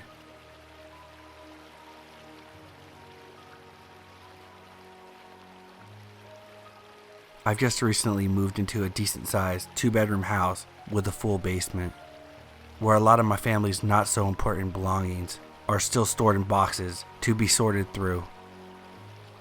Our house resides in a quiet neighborhood, but our elderly neighbors have advised us on some sketchy figures wandering about late at night, as there's a section of neighborhood 2 or so blocks away that houses those who have no place to go. Fast forward maybe 2 weeks, I had gone down to the basement to sift through my items, and had noticed a few random things on our tables. A toolkit, binders, family pictures, etc. They had been opened and strewn about carelessly. Thinking another family member was sorting as well, I picked them up and went about my task. Over the following week, I would hear strange banging coming from the basement, sort of like our washing machine lid being shut. Now I'll admit, I'm skittish. My mind sometimes jumps to the worst possible outcome, so I became worried. At the time, I was the only person home, so I grabbed the pepper spray and went to go check. Stupidly, I might add. Our basement has 2 full rooms, plus 2 adjoining smaller rooms, one of which had a door that I had not opened myself. It is also barred by a beam of some sort, but the door stands slightly ajar. I assume it's just a small storage area.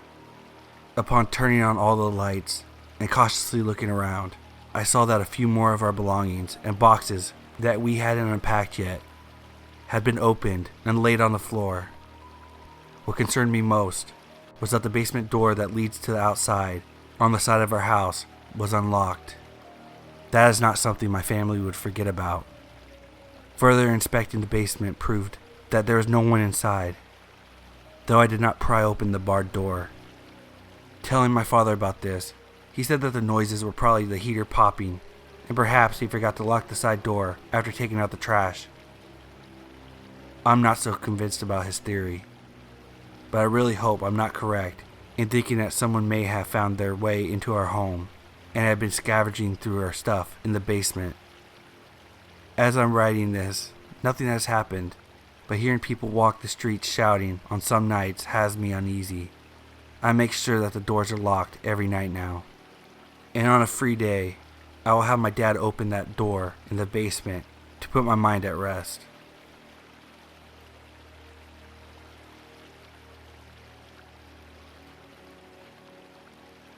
I grew up in a very small Wisconsin town with a lot of strange folk. I'm a petite female. I was living with my father and my younger sibling in an average home in town at the time. My grandparents frequently came over for shared dinners. I was a senior in high school, and for my final semester I was able to leave school an hour and a half earlier than usual, twice a week. I relished this time home alone, and would often use it to take long, hot showers, since no one could scold me for using all the hot water. One day I arrived home early, as usual. Even though it's a small town, I'm always very careful about locking the doors, because at the time we had a young neighborhood boy who thought my dad was really cool, since he always worked on cars, and would occasionally just walk into our house and ask my dad questions about cars. Weird, yes, but I knew he was still in school at this point, and I was just being proactive. So I get home, go upstairs to my room, and go into my walk-in closet. This is important. Get into my robe, and go back downstairs to the shower. Mid-shower, I hear what sounded like someone walking down the stairs, very loudly. We have pretty thin walls, and the stairs are on the other side of one of the bathroom walls. I knew that there was no way anyone was home, because my dad always worked late, and my sibling was still at school, and my grandparents only come around for dinner. But in an effort to try not to freak myself out, I just convinced myself that the clear footsteps were most certainly the house settling. None of this was helped by the fact that our bathroom didn't have a functional lock and anyone could have burst in. I searched the shower for the sharpest, most weapon-like shampoo bottle and quickly finished up. Still uncomfortably moist, in a flimsy old bathrobe, I decided to search the house, despite the creepy off feeling that practically everyone on Let's Not Meet has experienced. I quickly ran out over to our knife block and snatched up the meat cleaver, and proceeded to ninja my way through the house with the full logical intention of hacking the intruder. I searched every nook and cranny and didn't find anything downstairs. The doors were still locked, and since I didn't hear anyone go back upstairs, I figured the footsteps were just a figment of my imagination, and I calmed down a bit. When I got back to my room upstairs, and I'm about to walk into the closet, when I see something that immediately catches my eye. There's something white in the doorway, something that could not possibly have been there before. A crisp, white, gently placed, flattened pair of men's underwear. Someone had been, and may still be, in the house. Never in my life have I had such a pure flood of fear. Earlier I mentioned that I had walked into my closet to change into my bathrobe, so I would have noticed the pair of men's underwear in the doorway. I booked it downstairs and sat in the corner with a knife and a phone until my sibling and grandparents came a short while later. They were freaked out, but not too worried since we couldn't find anything else. And then it gets weirder.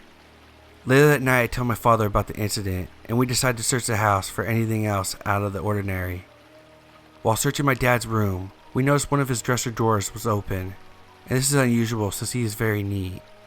And in this dresser drawer we found a newly opened multi-pack of men's underwear, with one missing. He had gotten this pack a few years ago, but they weren't quite what he wanted. So instead of returning them, he just left them in the bottom back of his dresser, completely forgetting about them. So someone got in, or already was in our house, opened a pack of men's underwear that was in the back of my dad's bottom dresser drawer, took one of the pairs of underwear out, and gently placed it in my closet doorway while I was showering. It's a weird underwear closet guy in my house. Let's not meet.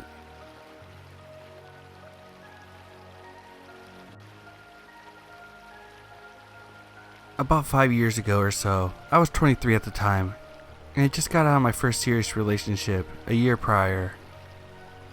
That guy was the first love and the first sexual experience, so needless to say, when things ended and he had zero interest in trying to make things work out, I was heartbroken. After about a year of moping around and being stupidly sexually promiscuous, I decided to try actual dating. I met this guy named Rick on a dating website.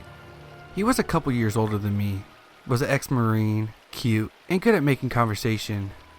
After a few days of talking online, he asked me for my number, and we decided to meet up. I drove to his house and come to find out that he lives with a few other guys who looked rather shady. Now he actually lived in a good neighborhood, but the way they kept their home and the way his roommates looked at me was my first red flag that an inexperienced, naive girl would not fit in this crowd. But I decided to stay and give it a chance. Once he saw me, he He came up, gave me a hug, and handed me a helmet to his motorcycle. Now, I have never in my life rode on a motorcycle before, but I've always wanted to. So I thought, why not? And I hopped on. The street that he decides to take me down is known as a very long and windy road that is pretty secluded. It's also important to note that it is springtime, and it's about 5 p.m. when we go on the ride. I didn't realize at this time he had decided to take me on this specific road, but once we got on it, my red flag started to kick in. I began to realize it's dead silent out here, and there are no other cars on the road right now.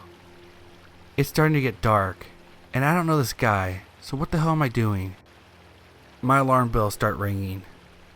Now I will say that while I made tons of mistakes within the story, this instance is where I am proud of myself of how I reacted.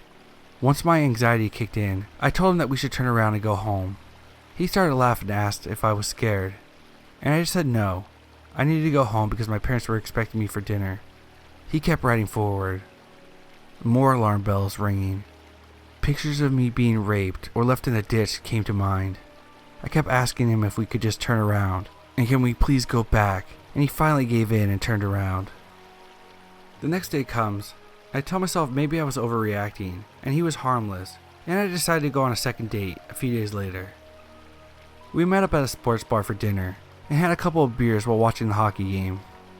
The whole entire time we were sitting there, Rick has his arm around me, and has me literally attached to his hip, constantly trying to make out with me, and acting extremely possessive. At this point I completely freak out, because I barely know this guy, and all he is talking about is our future, and how he would be such a protective boyfriend, since he is an ex-Marine. I knew I was done with him at this point, but unfortunately my car was at his house. When we were done and headed home, he insists that I come inside and hang out for a bit. I decide to walk in and stay about 5 minutes. Yeah, I don't know what I was thinking. We walk into his room and he immediately pounces on me, making out with me and trying to fill me up. I kept pushing his hands away and kept telling him that I needed to get going. But I could tell he wasn't going to give up until I gave him what he wanted, especially after I realized his little friend was aroused. He told me that he wouldn't let me leave until we did something. I have no idea what he would have forced me to do if I kept rejecting his advances. So I decided my only way out was to finish him off. So I did. And the entire time, I was trying to act like I was enjoying it, while dying inside and hoping he would hurry up and finish so I can leave. Luckily I only used my 2 hands, and luckily it only took him a few minutes to finish. Once he was done, I literally ran out the door and sped home. After that night, he tried to ask me to hang out again, and I told him that I think it was best if we stayed friends. This guy became relentless, calling me and texting me and begging me to see him. Then he proceeded to call me a bitch because I was ignoring him. Then would apologize for calling me a bitch, and it was only because he liked me so much. So I blocked him. Then he tried to message me on Instagram, so I blocked him there, and then on Facebook, and finally on Snapchat. So Rick, please let's not meet ever again.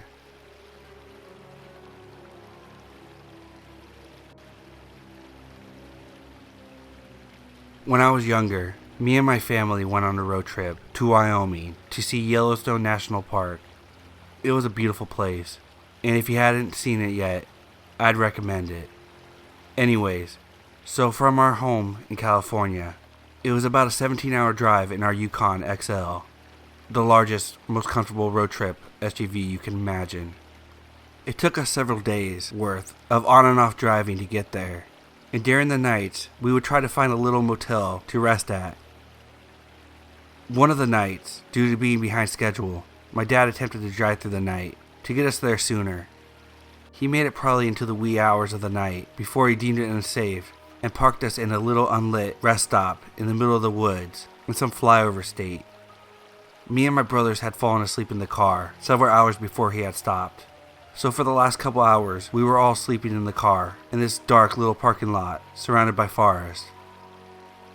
Having got a couple hours of sleep and being in a pretty uncomfortable position, I woke up in the middle of the night, pretty disoriented, but not really scared. I look around to see everyone's fast asleep in a pitch black car, and naturally I feel pretty alone. I try to fall back asleep, but it's just not working, so I just sit there for a while. Boredom begins to set in. I began to look out my window to see where we were, and it's just pitch black, so I couldn't see jack shit. Luckily, I wasn't the type to pack light and had brought a couple of flashlights in my bag. Being careful not to disturb my sleeping family, I reached into the back seat and unzipped my bag. I pulled out a little plastic yellow flashlight. It wasn't the brightest, but it was enough to see the foreground and the general surroundings. I put it up to the glass, making sure not to make a noise, and I pushed the little switch into position. I pressed my face onto the glass and looked out. At first it was a normal tree line, with some bushes and trees. But as I scanned the darkness, looking for animals, buildings, anything, I noticed a dark shape standing between these two trees in the distance. It looked like the shape of a man, but it wasn't moving, just standing there. After watching it for a good while and seeing no real signs of movement, I just assumed it was a bush of some kind.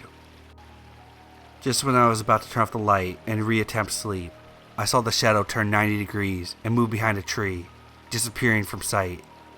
This scared the shit out of me, and I immediately turned off the flashlight and threw my sweater-turned blanket over my head, shutting my eyes tightly and covering my ears. I was paralyzed with fear, too full of adrenaline to get any sleep. I sat in a semi-fetal position, clutching my flashlight for the rest of the night. I waited till the sun came up and we were back on the road before I got any sleep.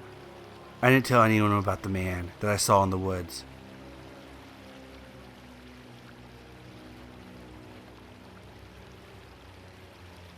A few years ago, I was living alone in a little house, which had a heavy back door that would swell up some after it got rained on. It got really tough to open and would make a lot of noise. Late one night, I passed out on the sofa in the living room on the opposite side of the house, but I woke up to something which I now assume was a back door being opened. I'm an idiot, by the way. I never used to lock the back door. Netflix was blaring away on my laptop as I slowly squinted my eyes open and realized there was a black outline of something standing in my hallway looking down on me. Weren't very large or tall based on how much space they took up in the door frame. Being completely disoriented in my waking state, my mind latched onto the first thought that came to my mind, which was, it must be my girlfriend. I was naked at the time and pulled back my blanket with my legs sprawled and junk hanging out, and called to her in my best deep, sexy voice. "Come here, baby." Upon seeing a naked 6-foot, 200-pound man beckoning them to him with his genitalia, the not my girlfriend person immediately turned on their heel, revealing a large backpack, and booked it out the back door. By the time I stumbled up to the door, all I could hear was them taking off into the darkness full sprint. I could only guess that they didn't come there with the bold intention of being the little spoon.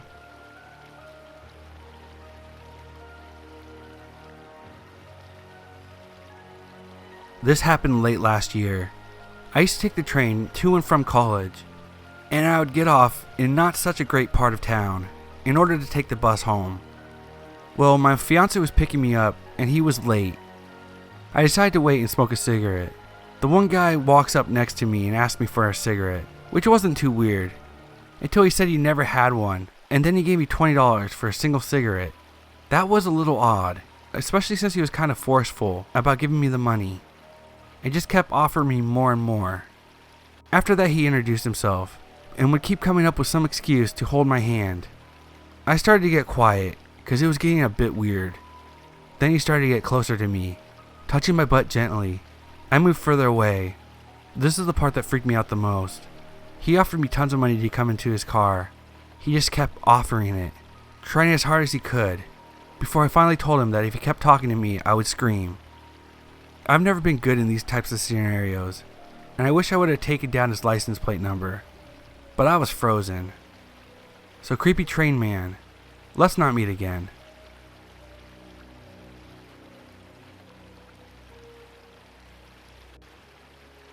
My friend and I were driving for 3 hours to visit some friends at a different university for a party. It was a January night in Michigan, so below freezing temperatures and at least a foot of snow. We were about an hour or so into the trip, and having a very in-depth discussion about a certain fantasy book series. It was very in-depth. to the point that the low gas light came on. I noticed, and then promptly forgot about it. So the next thing I know, we lost power steering, and we are quickly slowing down. I pull over to the shoulder, and realize that I'm a dumbass, and we ran out of gas. We check Google Maps, and it shows that there's a gas station less than a half-mile away, near a road on the other side of the field. It's cold, and we were poorly equipped for the cold, only having one pair of boots and one pair of gloves between the two of us. But it's only half a mile, so we decide we'll go for it. Not much choice anyway. So we make it across the field to the road, and there's nothing there. We figured maybe the GPS was off a little bit, so we start heading down the road towards some lights. We make it maybe 1/4 of a mile before noticing there's some flashing lights over where we had left our car. A state trooper is checking the car out, so we immediately start making a beeline for the car, sprinting and shouting, hoping that he'll see us. But it's dark, and he doesn't, and just pulls away. My friend is a bit more out of shape than I am, and he falls behind, and uses the opportunity to call 911, asking them if they can send the trooper back. They say yes, but we have to be there when he arrives. So I take off sprinting again, my friend a little ways behind. We're both a bit past our prime cross-country days. So now the path that we were taking cuts through a small stand of trees, maybe 100 feet across. I opt to go through it, thinking it would be faster and a more direct option. My friend decides he doesn't like the look of it and is going around. I make it a good 30 feet or so before realizing these trees are actually some little swamp, and I am now standing in 6 feet of freezing water. I'm also the one with the gloves, but not the boots. I shout out to my friend, "Shit, I've stepped in a pond." Somehow he hears me. "Help, I've stepped in a trap." He's kind of freaked and thinks that some farmer has set up one of those bear traps and I've gotten stuck in it. He asks if I need help, to which of course I say no. I opt to continue trying to make it through the pond. I'm cold and wet anyways, hopping from tree to tree as I can and hoping it doesn't get any deeper.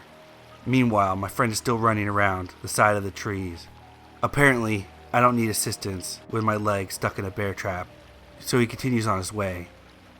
Then he falls into a hole. Like, there was just a 3-foot hole in the ground that he didn't see in the dark, and he falls into it. He makes it out okay, but is now also very covered in snow, and of course without gloves. We both make it back, cold, wet, and freezing, about a minute before the officer shows up. We get in, give him our story, and he laughs and says, "Yeah, there's no gas station out there," and just takes us to the next exit where there was one. He also told us that we were the 9th car that had run out of gas that day, so I felt marginally less stupid.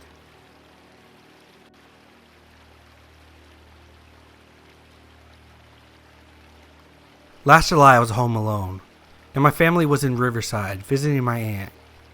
I live in a high crime rate neighborhood in Los Angeles. It was 4 in the morning, and I had just got back from a friend's birthday party. So I decided to watch some television in hopes that it would make me a little sleepy. Halfway through watching Hellboy, I hear the side door to the kitchen open. At first, I thought my family had just decided to come home instead of staying at my aunt's.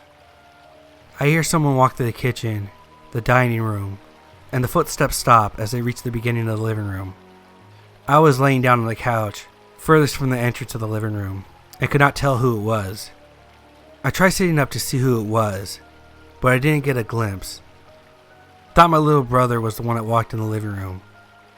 And so I get up to see what's taking my family so long to get inside the house.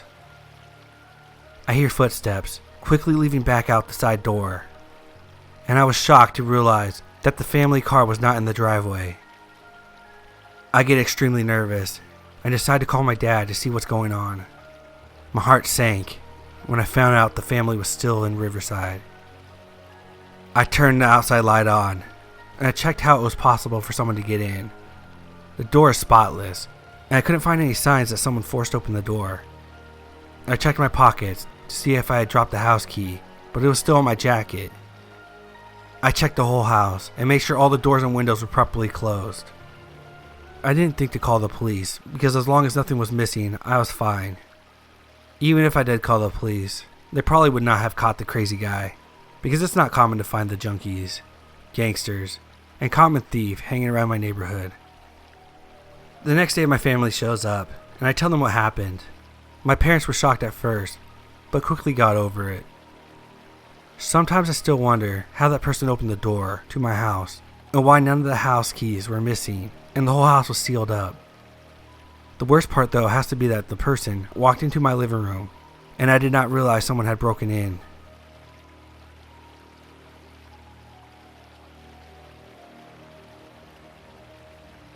I've always been addicted to online surveys. That was the only reason why I made an account on OkCupid. They had some really fun surveys, so I made an incomplete, sarcastic profile to be able to answer the surveys. After a while I got a message from a dude that I started to politely chat with. I warned him that I wasn't there to flirt and only there to do surveys. Then we started to be pals. Pretty soon we discovered how much anime each of us watched in life, and this was the main topic of our conversations. I'm not sure how it happened, but we started to see each other a lot. He seemed fun, but he always had a crazy look in his eyes, like you don't know what's gonna happen. He used to give me tons of attention. Convention tickets, food, weed and alcohol. Often he would hit on me, but then I would have to go back and start talking about the fact that I wasn't interested. So there was this one night. I was in college back then, and one of my classes ended at 11:50 p.m. This guy called me earlier in the evening, saying that he had a lot of weed and alcohol, and that we should hang out together that night. He said he would even pick me up at my uni. My class was over, and he's taking his time to get there. I decided to invite him to an elderly gym close to my house so we could smoke and drink together. There honestly wasn't that much weed or alcohol anyway, so soon I said, I need to go home because I have classes in the morning. Now, I live in a neighborhood that there's nothing else other than big houses. Nothing. Not a drugstore, hospital, school, nothing. It usually takes me 20 minutes to go from the bus stop to my residence, and I don't walk slow. We were in the middle of this course, so about 10 minutes away from getting home by walking from where we were. He offered me a ride, and I accepted. As soon as we get into the car, he starts moving close to me, touching my thighs, and asking me for oral. I get really annoyed after telling him so many times, and I told him I just needed to get home soon. That's when he starts to undo his pants. I freak out a little bit, but then, after a few seconds, I jump out of the car and start walking towards my house.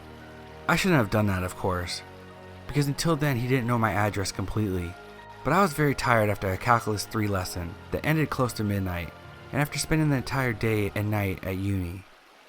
He shouted something I couldn't understand, and I started to walk even faster. As he turns the car and starts following me very slowly, that's when I start to run. I could already see my house from afar. He accelerated a bit more, but I was quicker and jumped a fence and ran to my house, locking all the doors and windows.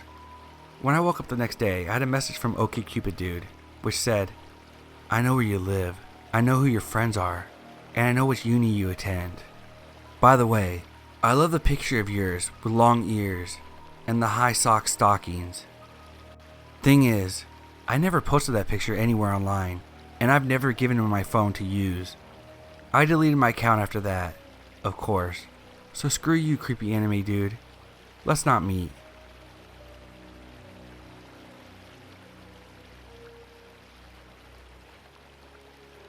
This didn't happen directly to me, but was one of the things that freaked and still freaks me out the most.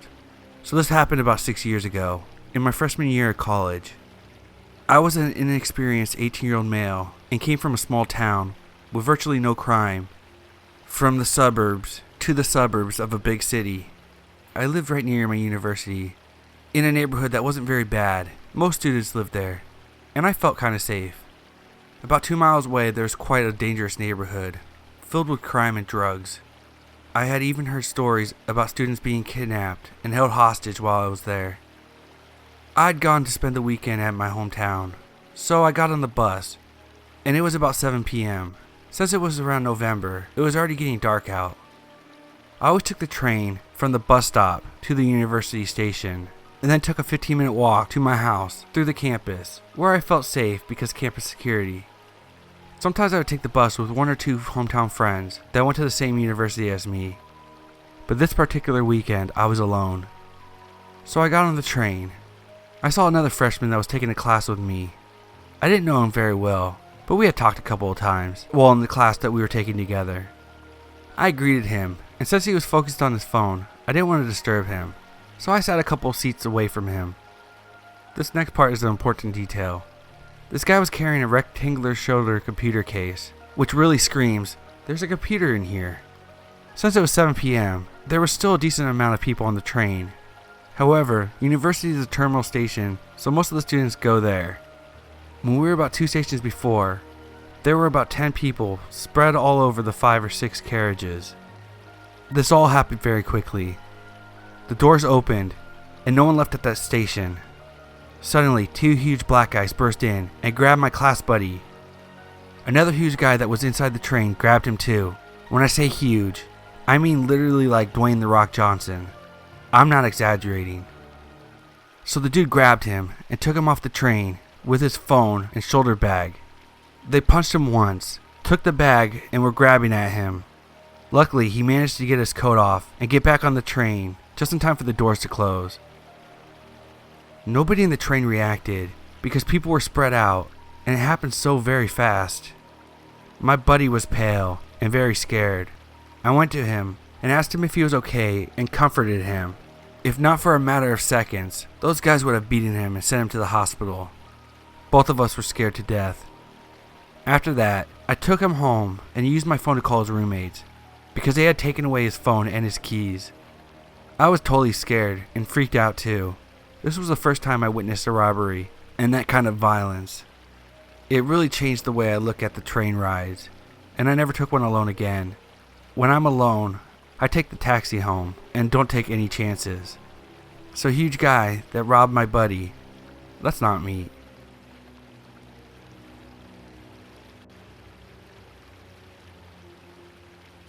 In the 1980s, my aunt used to volunteer at a prison, teaching inmates how to read.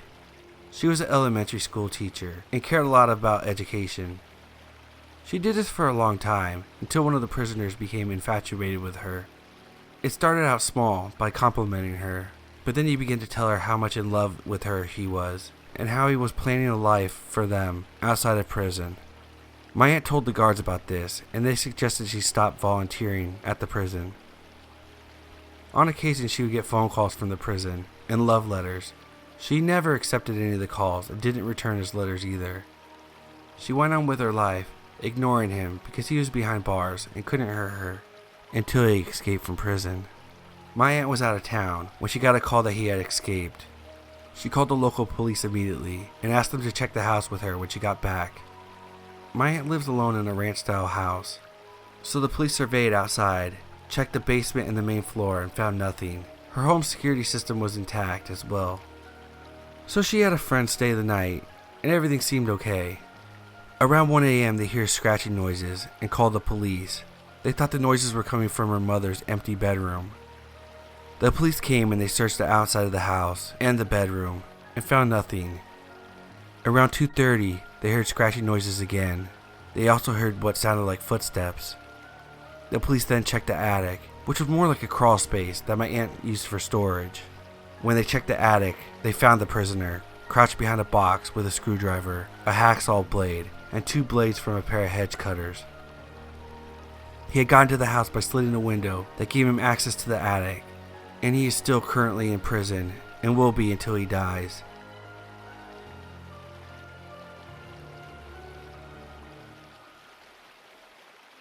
I'm not much of a writer, but I wanted to share this, so if you had something similar going on, you don't feel crazy. I moved away from home about 2 years ago, but before then I was living in an old house with my family.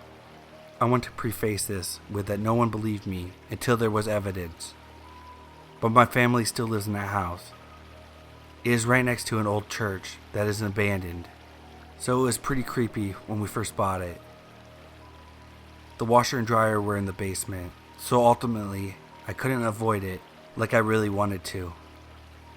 It was always creepy, even when you were down there with someone else. Like eyes were burning into you. Odd things did happen from time to time. Food would disappear. Doors had been left open that we knew had been closed before.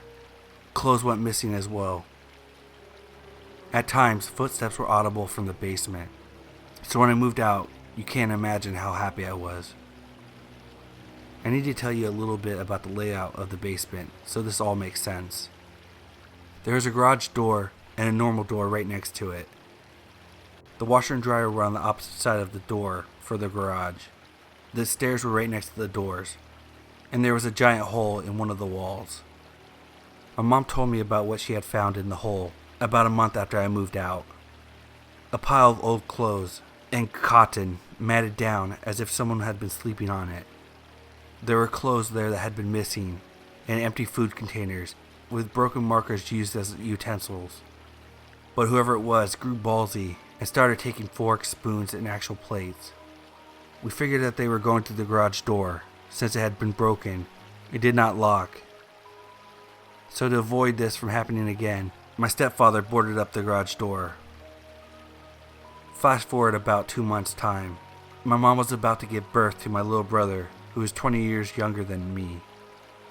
Anyway, I was laying on the couch watching TV. My stepfather had boarded up the garage door, like I said. I heard something like someone trying to yank the garage door open violently. At the time, I was not sure what was going on. So naturally, I was screaming because I didn't know what else to do. I called my stepfather. Then I called the police. And when they got there, they searched around the house but found nothing. The dryer was not on at the time, so it wasn't that. After that night, I haven't felt the same about that house. But we haven't had too much happen since. So to end the long story, person creeping around my mom's basement. Let's never ever meet.